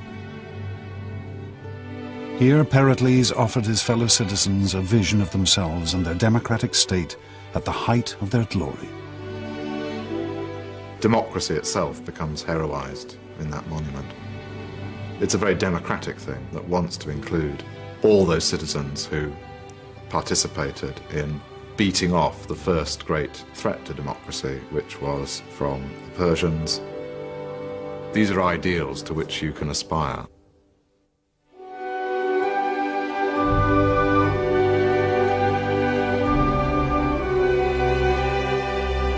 The monuments that Pericles built for his fellow Athenians still stand on the peak of the Acropolis.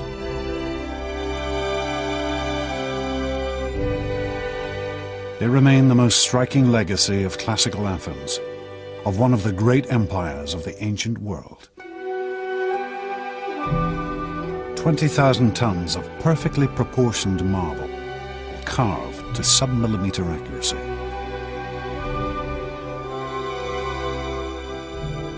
The entire structure of the Parthenon is subtly designed to compensate for optical distortion. There isn't actually a single right angle in the entire temple. Pillars swell. The floor is curved, all to give the appearance of perfection. It is an astonishing testament to the achievements of Athenian democracy.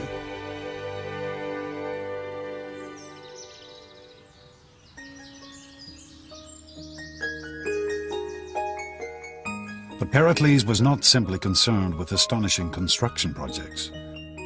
Under his leadership, Athens would also become the intellectual center of the ancient world.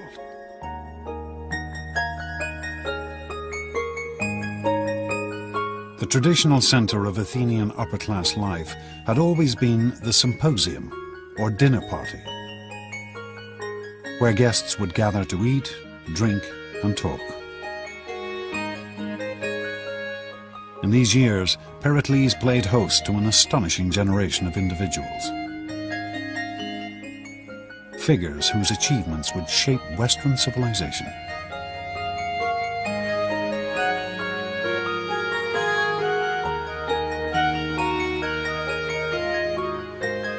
Pericles was remarkable in that he associated with the leading minds of his day in just about every field of endeavor. Pericles was acquainted with the world's first scientists, figures such as Anaxagoras, the first man to realize that the moon was lit by reflected sunlight. He knew Herodotus, the world's first historian, who wrote one of the earliest records of Greek life. And poets and authors such as Aeschylus and Euripides, whose works are still standards of world literature. Pericles was well aware of his city's stature. Our whole city is an education, for our citizens excel all men in versatility, resourcefulness, and brilliance. Even Pericles' partner, a woman named Aspasia, was unique and distinguished. Pericles had divorced his wife and set up home with a foreign woman, a woman whose occupation was hardly to be expected. For Aspasia was what was known as a hetaira, Greek for a companion. Yes, she was, in a technical sense, I guess, a prostitute, but she was more than that, a woman of charm, of style, of intellect. She really was very extraordinary. She had an extraordinary mind. This relationship caused scandal throughout Athens, not just because of Aspasia's profession, but because Pericles treated her as an equal, something deeply unusual in 5th century Athens. One of the things that created such a stir was that Pericles had her participate in conversations that he had with some of the most important individuals with whom he talked. There's jokes to suggest that Aspasia actually was the person who wrote Pericles' speeches. Pericles and his circle were to become one of the most famous and influential groups in Western history. But in 5th century Athens, the highest achievements of art and culture were not restricted to the elite.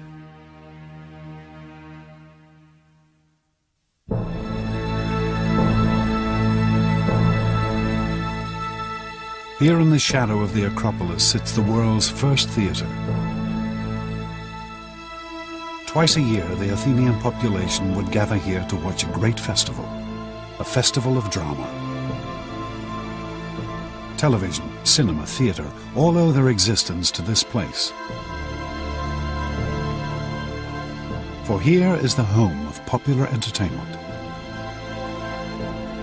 There's one huge difference between the ancient theatre and our own, and that is that it was incredibly noisy.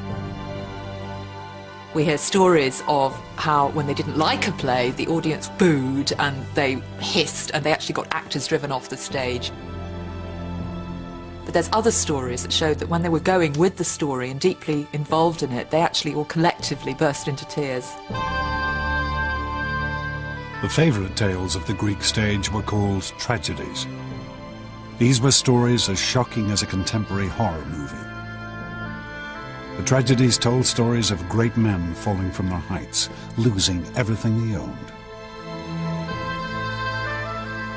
Greek tragedy shows human beings, however able, however brilliant, however intelligent, quite unable to alter the destinies which have been decreed for them. These tragedies have fascinated audiences ever since. This 19th century painting shows the story of the mythical ruler Agamemnon, who was murdered by his own wife. Another tragedy told of King Oedipus, who gouged out his eyes when he discovered that he had married his own mother. These Athenians, natives of the greatest city in the ancient world, seemed to revel in seeing how frail greatness could really be. I don't think we can use Greek tragedy to tell us exactly what happened in reality. It's not a document of Athenian social life. But what it does do is take us directly and immediately into the psychological heart of those Athenian men. The kind of dreams and fantasies and fears and imaginary scenarios that they came up with in the theatre have to tell us just as much about them as any document of everyday reality could. Theatres were built in every major Greek city, in Sparta, Corinth, on the island of Delos, here in Delphi. Athens was the heart of a cultural revolution that would spread across the Mediterranean and echo around the world.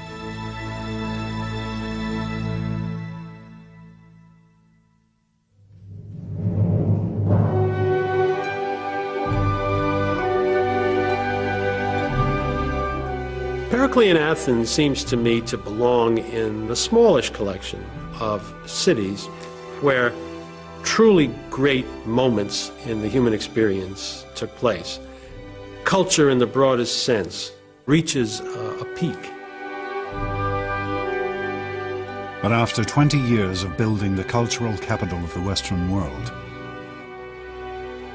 Pericles and his fellow Athenians would now find that their theatre and their tragedies would hold a bitter sting.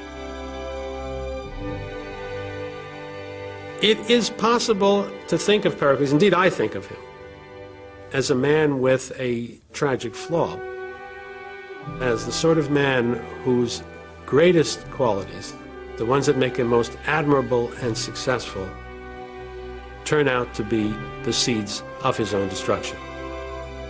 Ultimately, it can be said they lead to the destruction of the Athens that he prized more than anything else. In the coming years, Pericles would embroil his city in the greatest war in the history of classical Greece. He would see her devastated by siege and plague. And he himself would fall victim to a fate the equal of any tragic hero.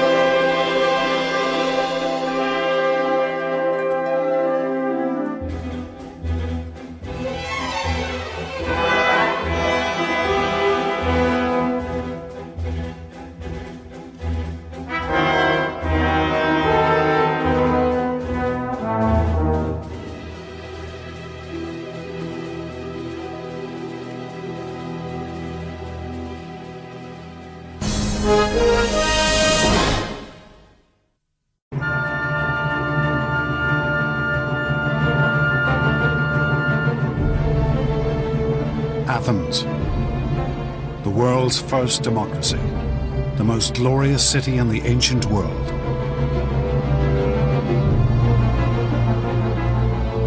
A city of wealth and power, the center of a mighty naval empire.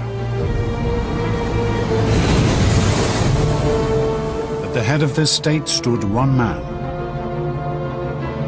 a man who seemed to embody all the Athenians' achievements, Pericles.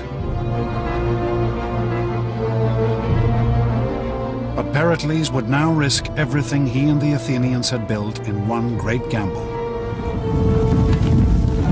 A war that he hoped would make Athens the undisputed ruler of the Mediterranean. This conflict would indeed transform Athens, but in a way Pericles could never have imagined.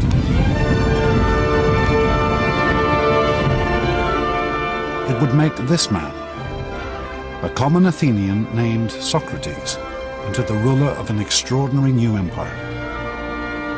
An empire that remains the Greeks' last great legacy. An empire of the mind.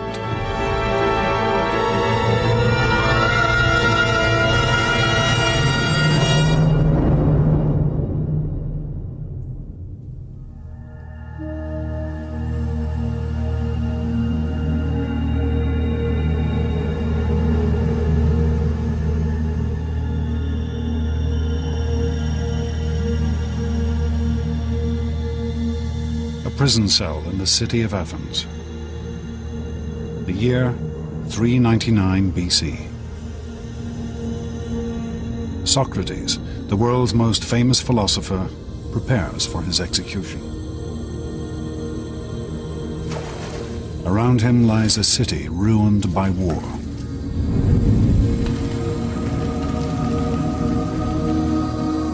A nation stripped of glory and empire. People who have lost everything. Socrates is perhaps the one man who could have saved his fellow citizens from the greatest defeat in their history. Instead, they have condemned him to death. How could the Athenians come to execute one of their most brilliant minds? How could they lose everything that had once made them great? It is a tale that begins 3 decades before.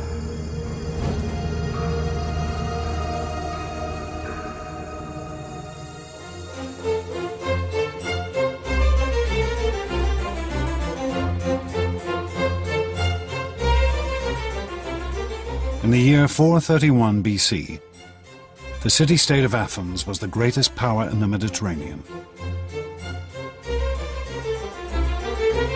Under the leadership of the patrician Pericles, this tiny state had built a naval empire that stretched across the Aegean. Her mighty fleet of trireme warships was the most powerful of the day.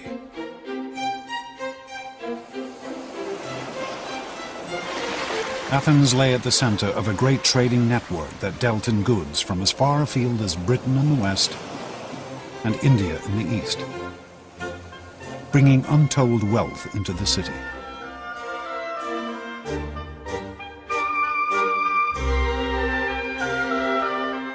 And Pericles had personally devoted himself to making this city the most glorious of the ancient world.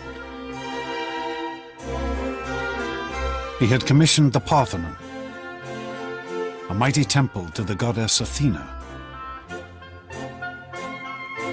one of the most extravagant monuments in ancient history.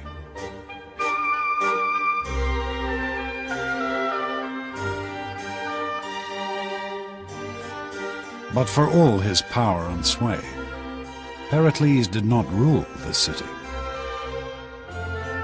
For Athens was a democracy.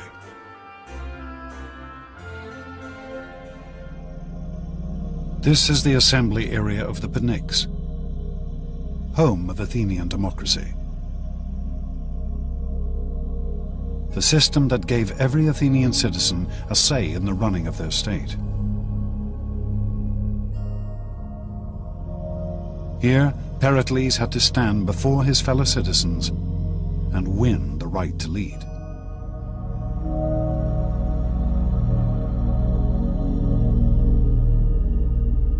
One day in the year 431 BC, Pericles took the podium and presented the Athenians with a bold new plan.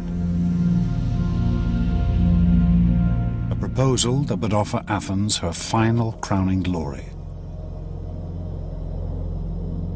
Pericles intended to vanquish Athens' last great rival, the city-state of Sparta.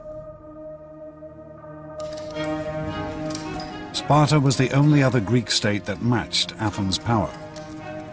The Spartans ruled all of southern Greece, and they were a fearsome military force. Their citizens were trained from birth in the arts of war.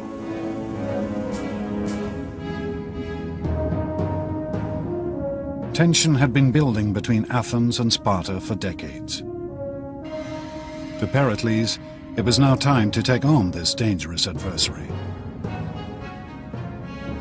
To make Athens the undisputed leader of the Mediterranean.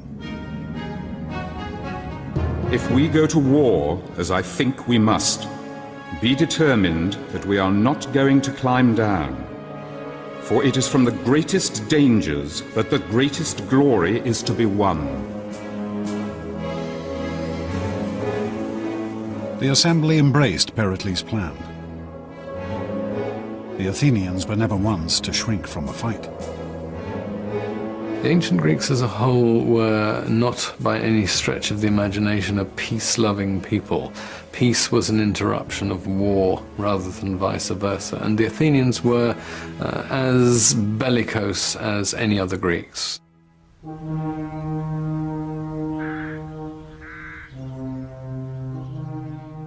But Pericles knew that any war with Sparta would not be easy to win.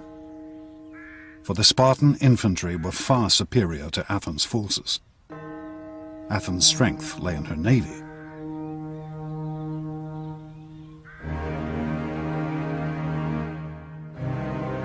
So Pericles proposed a strategy of astonishing complexity and sophistication.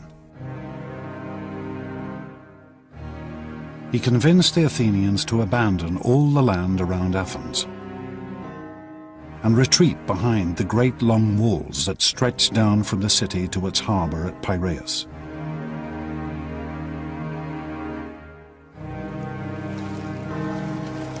Pericles would supply the city by sea.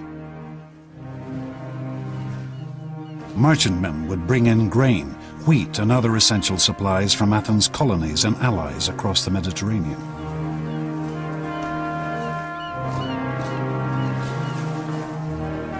Protected by the mighty Athenian fleet. And Pericles would use this great navy to attack the Spartans from the coast.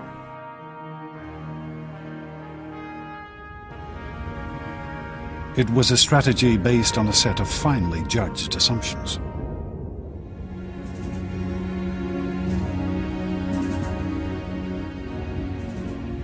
Pericles' expectation was that after a year or two, but no more than 3, the Spartans would realize that they could not win the war because the Athenians would never give them the infantry battle they needed in order to win, and they had no other device available. Athens' fleet had always been key to the city's success. It had won the city great military victories, and it had built her an empire.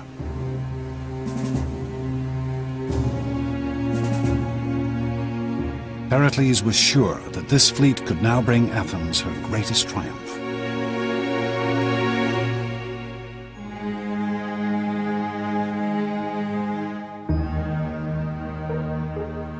The Athenians crowded behind the city walls.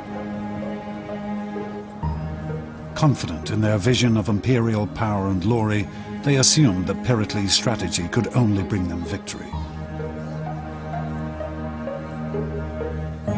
But among this teeming multitude could be found one man who refused to assume anything.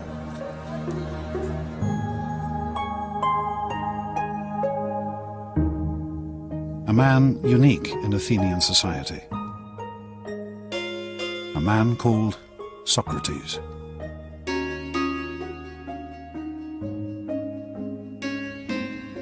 If you were an ancient Athenian citizen, the first thing you'd see is a man who was unbelievably ugly. His head was too big, his eyes were too large, his nose was all the wrong shape. Socrates' appearance breaks every rule of classical Greek aesthetics, of the idea of proportion and measure. Socrates walked the streets of Athens barefoot, clad only in a dirty robe. He cared nothing for appearance, or any of the other conventions of his day.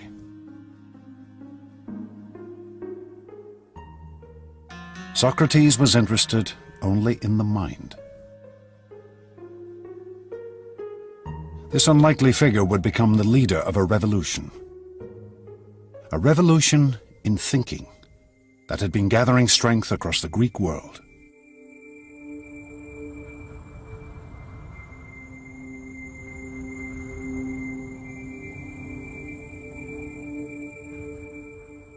For thousands of years, mankind had assumed that the world around them, the sun, the stars, and the moon, were gods and spirits. Believing they were recording messages from their gods, ancient civilizations such as the Babylonians had gathered great catalogues of astronomical data.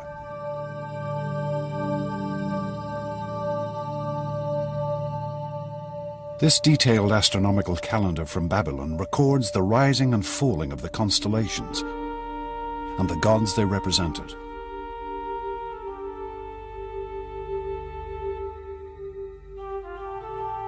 This knowledge and study of the heavens had been slowly spreading across the ancient world until it reached Greek colonies on the coast of what is modern-day Turkey. There, a shattering change occurred. For the Greeks took this astronomical knowledge and transformed it. They took the gods out of the heavens and replaced them with reason. Gradually the Greeks begin to say, these are not persons, these are things. There's an orderly world which the human mind can actually capture. It is subject to our understanding. These Greeks began to calculate and predict the movement of the moon and stars through mathematics and logic, rather than using gods and spirits to explain everything. It was the birth of science. The first great Greek scientist, a man named Thales, wrote the earliest book on navigation and how to sail using the stars as a guide. And on a journey to Egypt, Thales was the first man to measure the height of the Great Pyramid. Brilliant idea. He stood next to the pyramid until high noon, when his shadow was exactly the same length as his height. And at that point he measured the shadow of the pyramid and accordingly knew the the height of the pyramid, which is actually an application of a rather sophisticated geometrical theorem. These Greek scientists would go on to measure the circumference of the world when most people still thought it was flat. To devise steam engines, water pumps, and suspension bridges.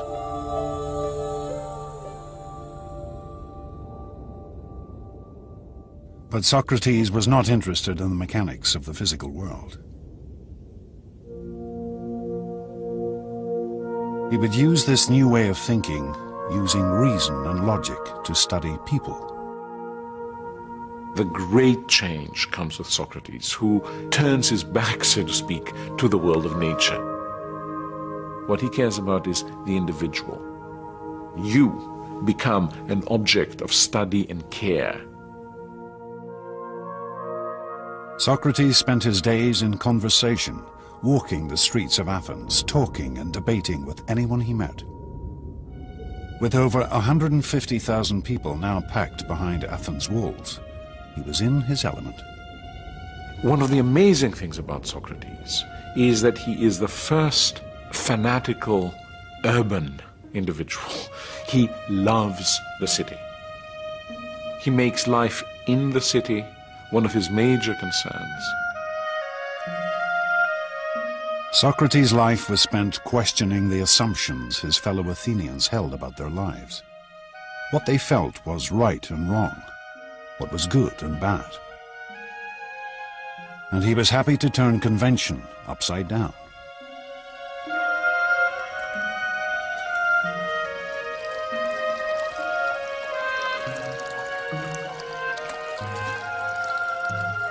One of Socrates' followers recorded how, at the end of a drunken dinner party, Socrates proved to a fellow guest that he was in fact the better looking of the two. My eyes must be more beautiful because they bulge out, and therefore I can see better. And by the same account, my nose is more beautiful because my nostrils flare out, and so I can therefore gather in more smells.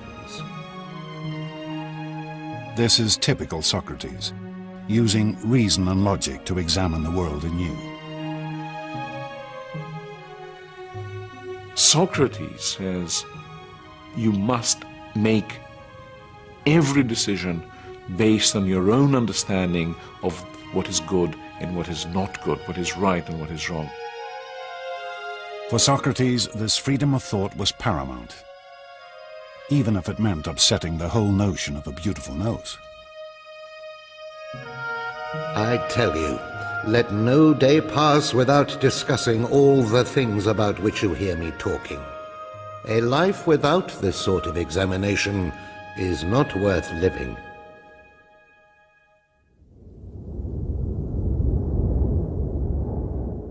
But as Socrates spent his days in debate, his city was fighting a war.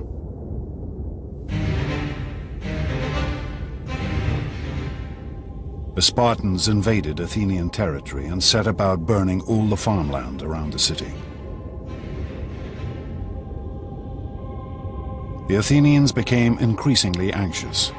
They could only watch from the city walls as their fields and crops were destroyed.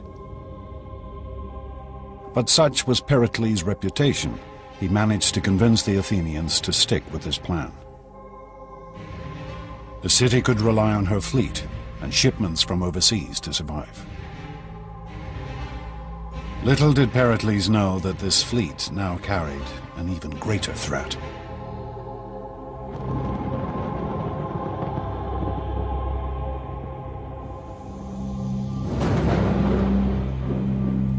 One year into the war, the grain boats that fed the city brought with them an additional cargo: plague. A disease that would now devastate Athens. Pericles' plan couldn't anticipate difficulties that we now would suggest were rather likely in those circumstances of crowding. And the results were horrendous. With the population crammed behind the city walls, the affliction spread like wildfire. The symptoms were horrific. The Athenian historian Thucydides, who lived through these years, recorded its effects. The body was suddenly seized, first with violent heats around the head and redness and inflammation of the eyes, and then the disease descended into the bowels, producing violent ulceration and uncontrollable diarrhea. The sufferings of individuals seemed almost beyond the capacity of human nature. The city must have looked terrible, smelled terrible, been awful to be in, and terror must have reigned everywhere. Sufferers, racked with fever and overcome with unquenchable thirst, would crawl into the city cisterns and water mains to die.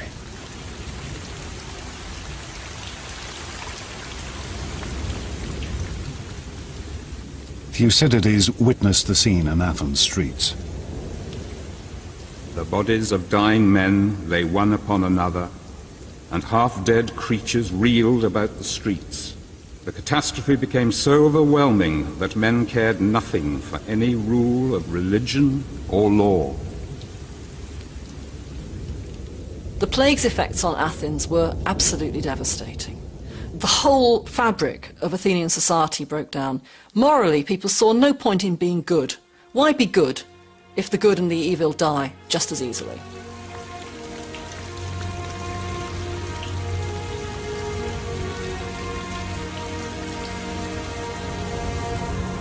The plague would kill over a third of Athens' population. And then it struck the city's figurehead, Pericles.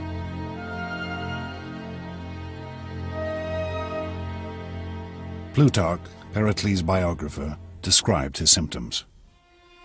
The plague seized Pericles, not with sharp and violent fits, but with a dull and lingering distemper, wasting the strength of his body and undermining his noble soul.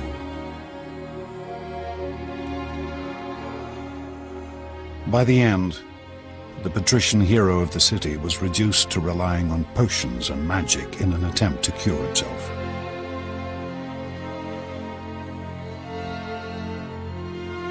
He showed one of his friends a charm that a woman had hung around his neck, as if to say that he was very sick indeed when he would admit of such foolery as this.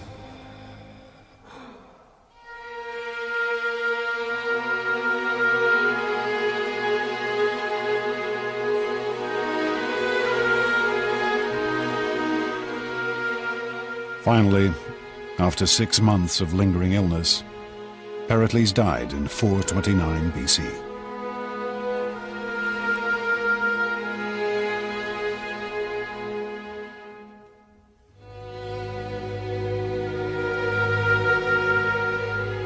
Pericles had planned to make Athens into the Mediterranean's greatest power. But his carefully calculated strategy had brought only disease and death. Like most brilliant men, like most people who have had great success all their lives, Pericles simply underestimated the degree to which some things are out of the control of the very best intelligence and the very best knowledge that there are.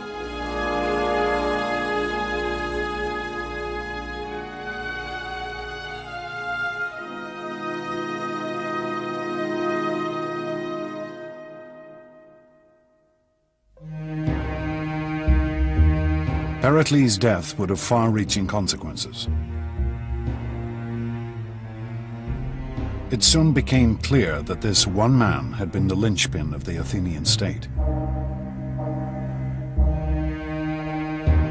Plutarch records that the changes were swift and dramatic. Those who while he lived had resented Pericles' great authority now realized that he had been the main protector of public safety. So great a corruption and such a flood of mischief and vice followed.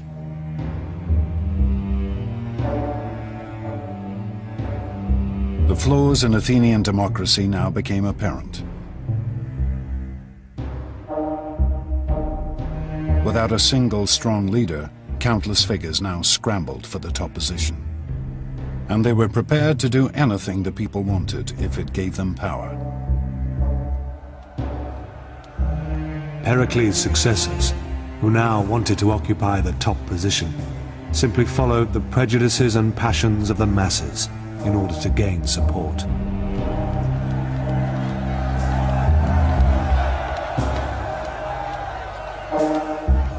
Athenian democracy now revealed a new and terrifying potential. The potential to slide into mob rule. Crippling her ability to fight a war.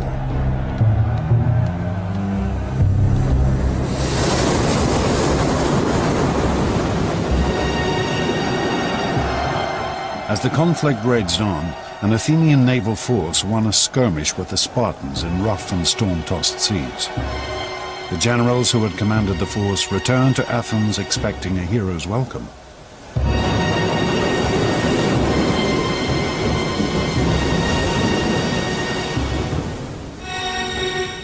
Instead, they were thrown into prison.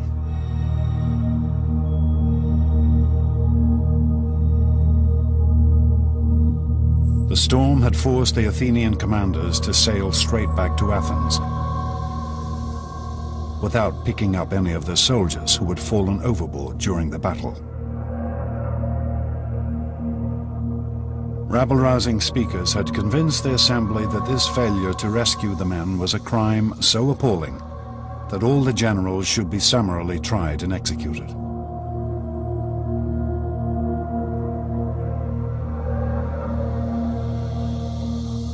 We know of only one man who stood up and attempted to calm the fevered assembly: Socrates. Socrates alone, and against the very, very serious and vocal and aggressive and mad, furious reaction of the public, stood his ground and said it was the wrong thing to do. He was going to vote against it. Socrates' principle of questioning the society he lived in now had a real and practical purpose. He refused to bow to any pressure and thought for himself and do the thing that his conscience and his reasoning told him was the right thing to do.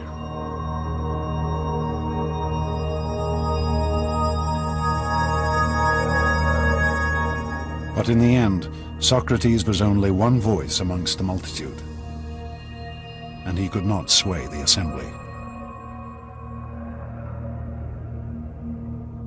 The generals were condemned to death by drinking poisonous hemlock.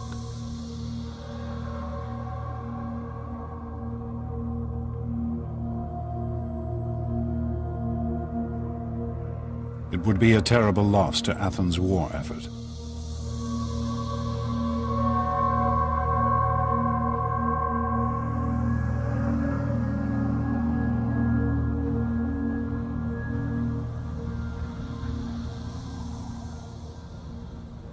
With the assembly in the hands of self-interested despots, once mighty Athens began to lose her way.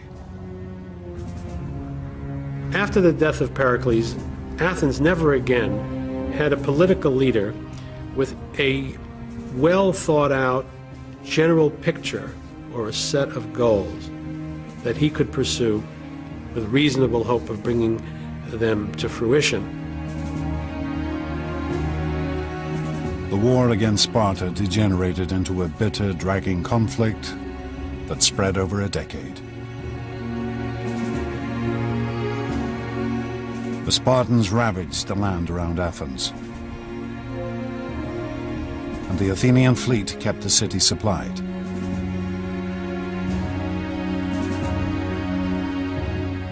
Neither side was able to defeat the other.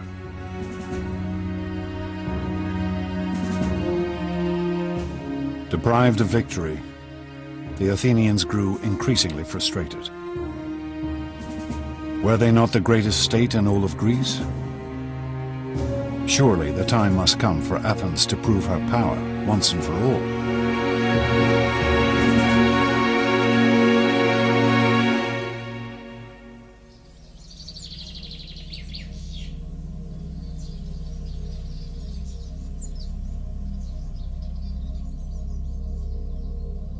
Then, in the year 416 BC, a daring proposal was put before the assembly. A proposal which, even if it did not defeat the Spartans, would at least satisfy Athens' hunger for glory. A small Greek colony on the island of Sicily had asked for protection. Protection from a neighbor allied with Sparta. Why should the Athenians not come to their aid, humiliate their Spartan adversary, and perhaps conquer all of Sicily at the same time? As one Athenian addressed the assembly, "This is the way we won our empire, and this is the way all empires have been won. Let us set out on this expedition, for it will destroy the arrogance of the Spartans, and at the same time we shall become rulers of all Greece."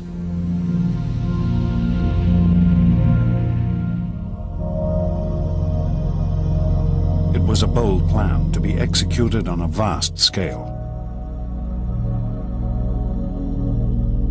requiring a great fleet of warships and a landing force of over 10,000 men. The Athenians threw themselves into the project with fervor.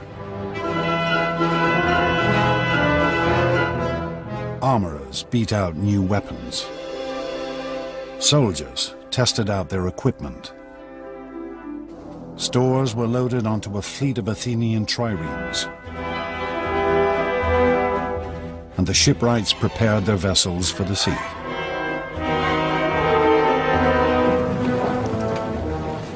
Then, to great fanfare, the mighty invasion force set out for Sicily.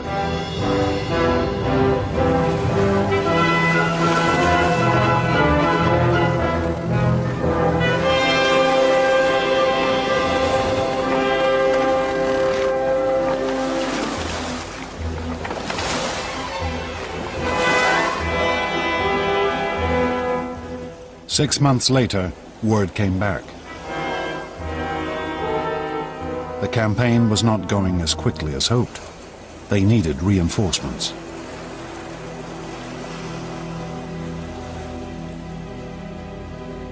And then, nothing. No news at all.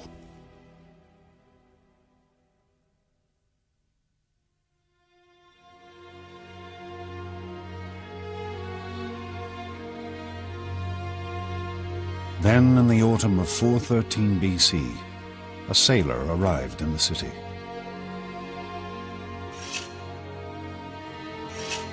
A man who needed a haircut. And as he talked to his barber, he told an appalling tale of a vast and terrible slaughter.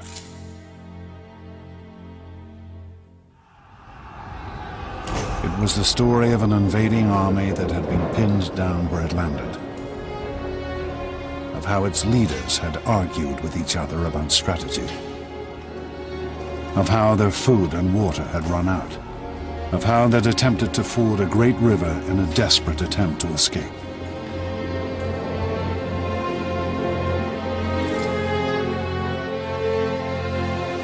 They rushed into it, all discipline lost, and every man wanting to cross first.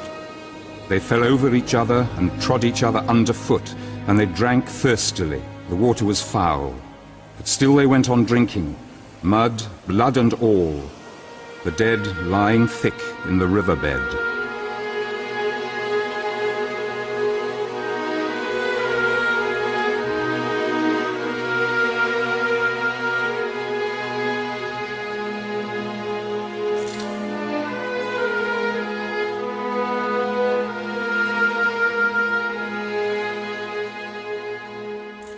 This was how the Athenians discovered that they had been the victims of one of the greatest defeats in ancient history. Over 50,000 men had been killed or taken prisoner.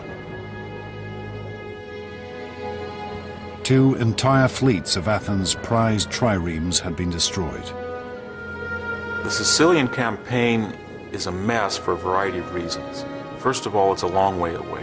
It's over 600 or 700 miles. Once they arrive, they squabble and fight about what to do. But perhaps the biggest problem is there's not a tactical reason to do it.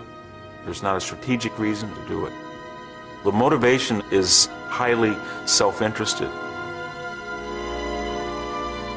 The Athenians, entranced by a vision of imperial glory, had in fact engaged in a pointless and vain campaign.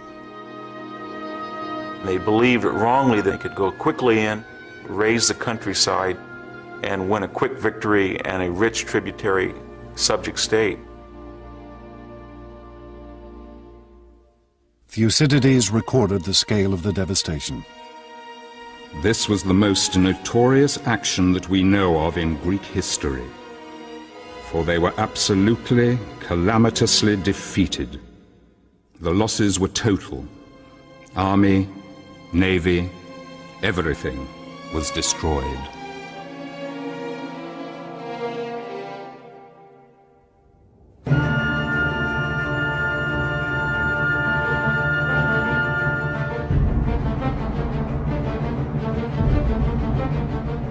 With Athens' military power now crippled, her enemies began to close in.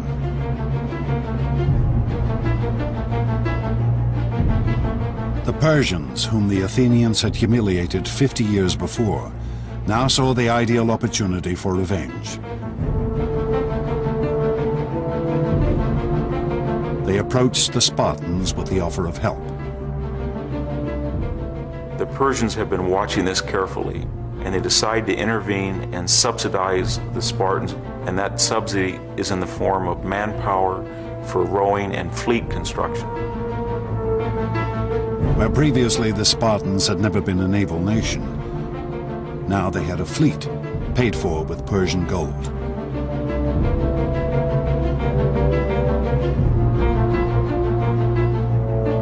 With Athens' navy decimated by the defeat in Sicily, the Spartans could now blockade the Athenian harbors.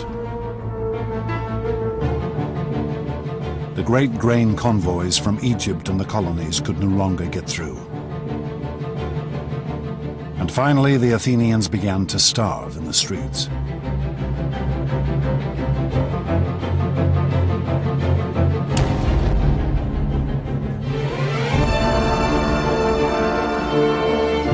People turned to their patron goddess, Athena.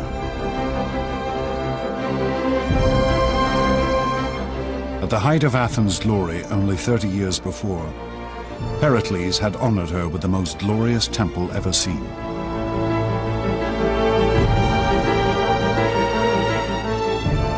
But the goddess could offer no help now.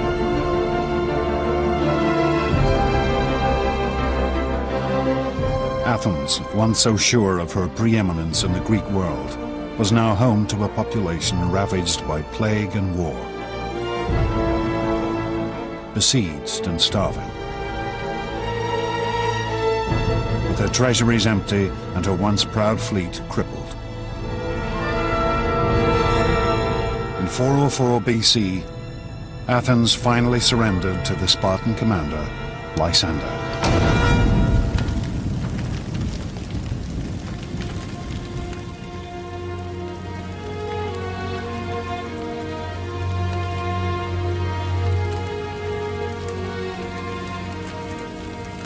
The Spartans' terms were heavy. The great walls which had defended the city were to be torn down. Her fleet was to be destroyed.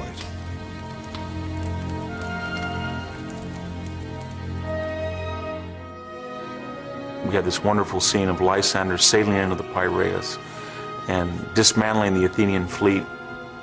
That's important because the destruction is symbolically a destruction of the Athenian Empire.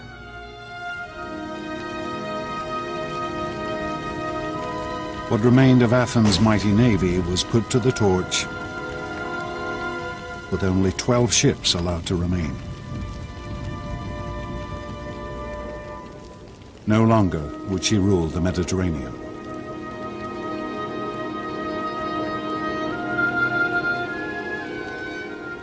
The Athenians became convinced that they could do, finally, in the end, more than they really could. And I think this is really the point in which the potential that Athenian democracy brought about could turn to tragedy. They could achieve great things, they could not achieve all great things. But it would still take one more act of vanity and violence before the Athenians could redeem themselves. And their city could be reborn.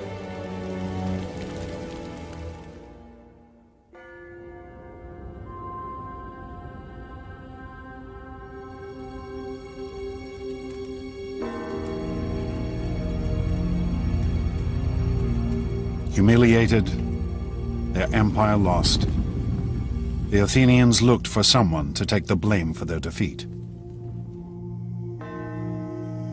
They searched for an enemy within their city walls, someone who had dared to question their dreams of supremacy.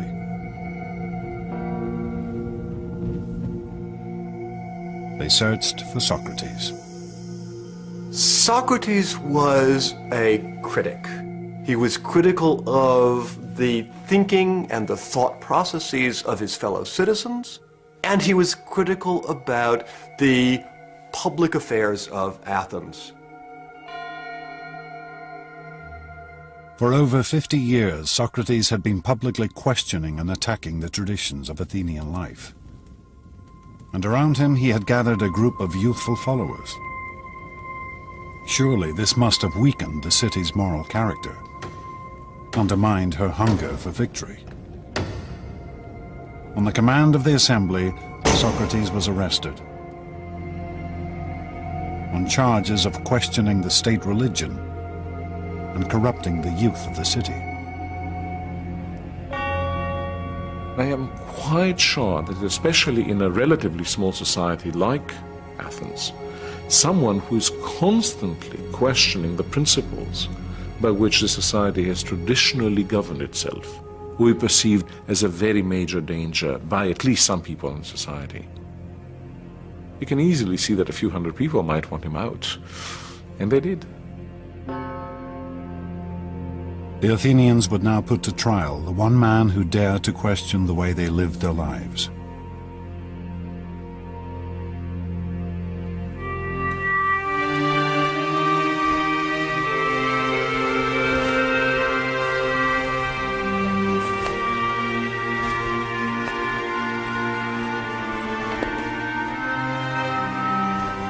Socrates' trial would be held in Athens' central marketplace, under a canopy to shade the fierce heat of the Greek sun. He would be tried by a jury of his fellow citizens, chosen at random.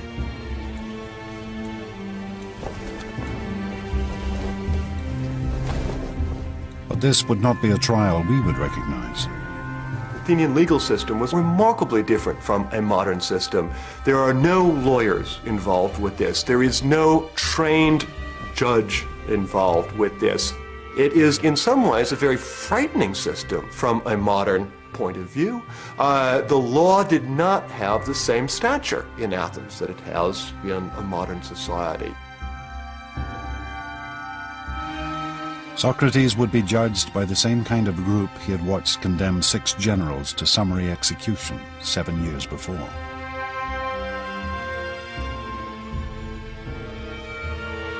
He would be given only a limited time to defend himself. All speeches in the Athenian courts were timed by a water clock. One jar of water steadily running into another.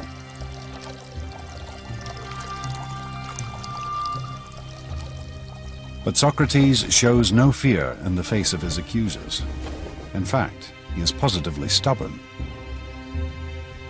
He explains that far from corrupting Athens, his life of questioning has done nothing but improve the city.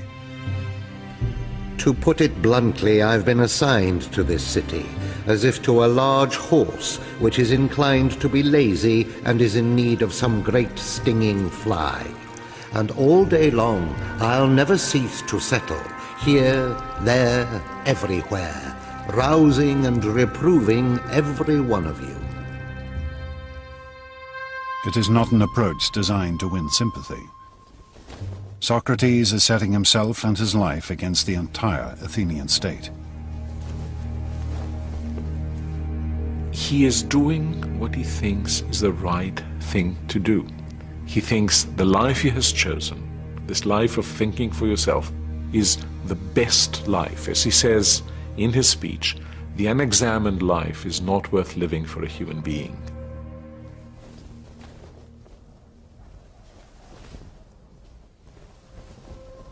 If Socrates had simply apologized to the court, he might well have been acquitted. But instead, he demands free dinners for life, for all the work he has done. I can just imagine what that jury and the audience of that trial must have thought at the time. They must have been absolutely speechless. When the final vote came, the verdict could hardly have been a surprise.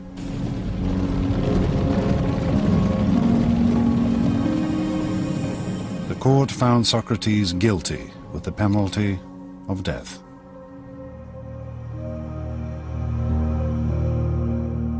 But Socrates reacted with calm and serenity.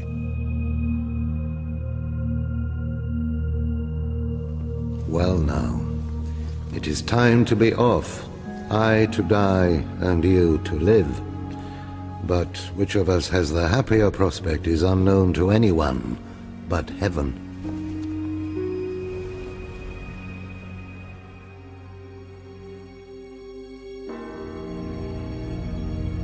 Socrates was taken from the court to Athens prison.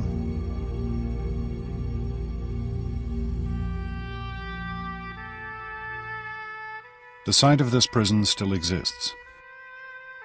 We can still trace the layout of the cell in which Socrates was probably held.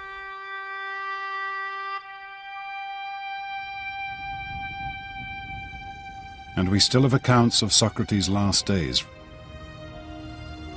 from friends who visited him in his cell. They are among the most famous Greek writings. For with his death, Socrates would transform Athens. He would show his fellow citizens that the principles of reason, of questioning the world, were something worth dying for.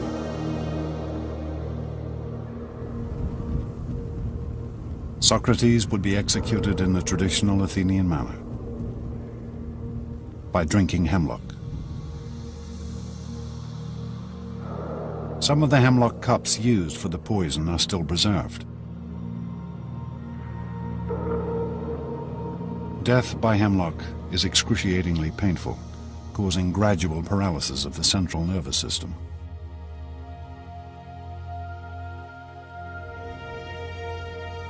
But as the moment of his execution drew near, Socrates turned to his friends, treating the whole affair as if it were nothing at all. For me, the fated hour calls. In other words, I think it's about time I took my bath. I prefer to wash before drinking the poison, rather than give the women the bother of washing me when I am dead. But as the hemlock was poured, his friends broke down. We have the account of one named Phaedo. In spite of myself, the tears came pouring down, so that I covered my face and wept broken-heartedly. And then everyone in the room broke down, except Socrates himself, who said, "Really, my friends, what a way to behave. I'm told that one should make one's end in a reverent silence. Calm yourselves and be brave."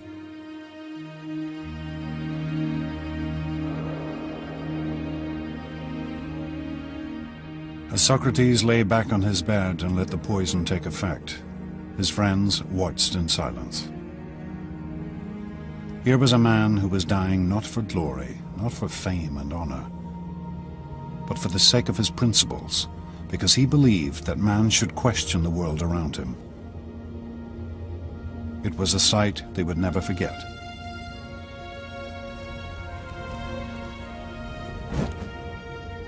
Socrates, in his life and in his death, becomes a completely new Greek hero. From now on, the hero is a person of conviction, a person who will follow nothing but the dictates of his intellectual conscience, and that is a new conception of what a human being is like and what a good human being must be like.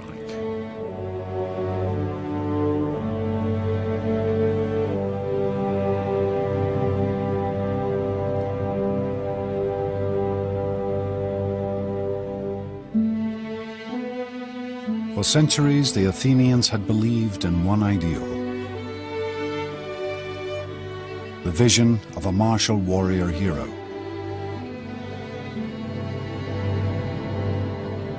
It had driven them to conquer great foes, to build a mighty empire. But now, in the depths of defeat, they discovered a new figure to venerate. Effigies of Socrates have been found amongst the ruins of the Athenian prison. perhaps offerings to the dead philosopher. Perhaps the most important lesson that Socrates left is the need to be critical and the need to be self-critical.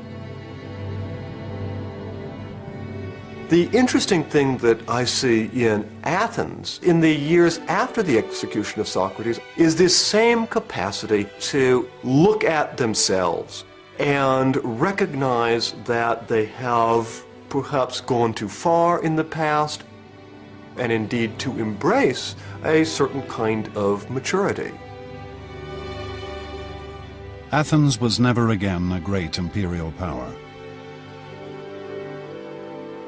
But neither did her democracy lapse again into mob rule.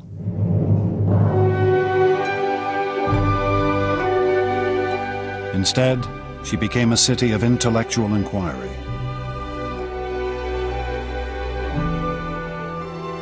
A haven of study and discussion, where Socrates' students and his students' students slowly began to build a world based on reason.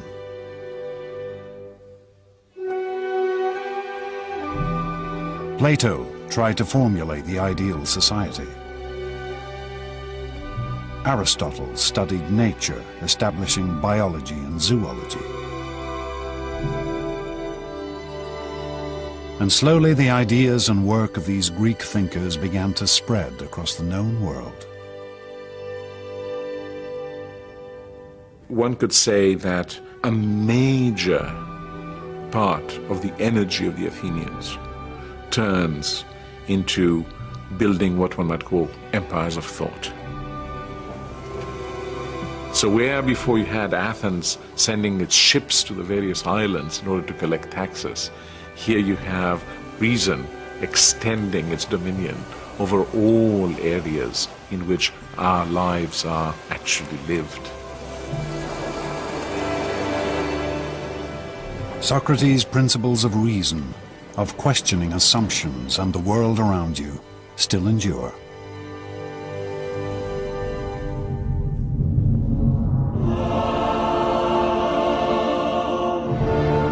In the space of less than 200 years, the ancient Greeks transformed their world.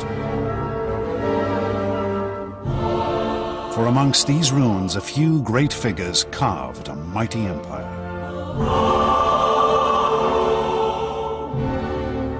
They invented democracy and politics, science and philosophy. They gave us literature and drama, art and monuments which still take our breath away. And ultimately, these Greeks taught us how to reason and think.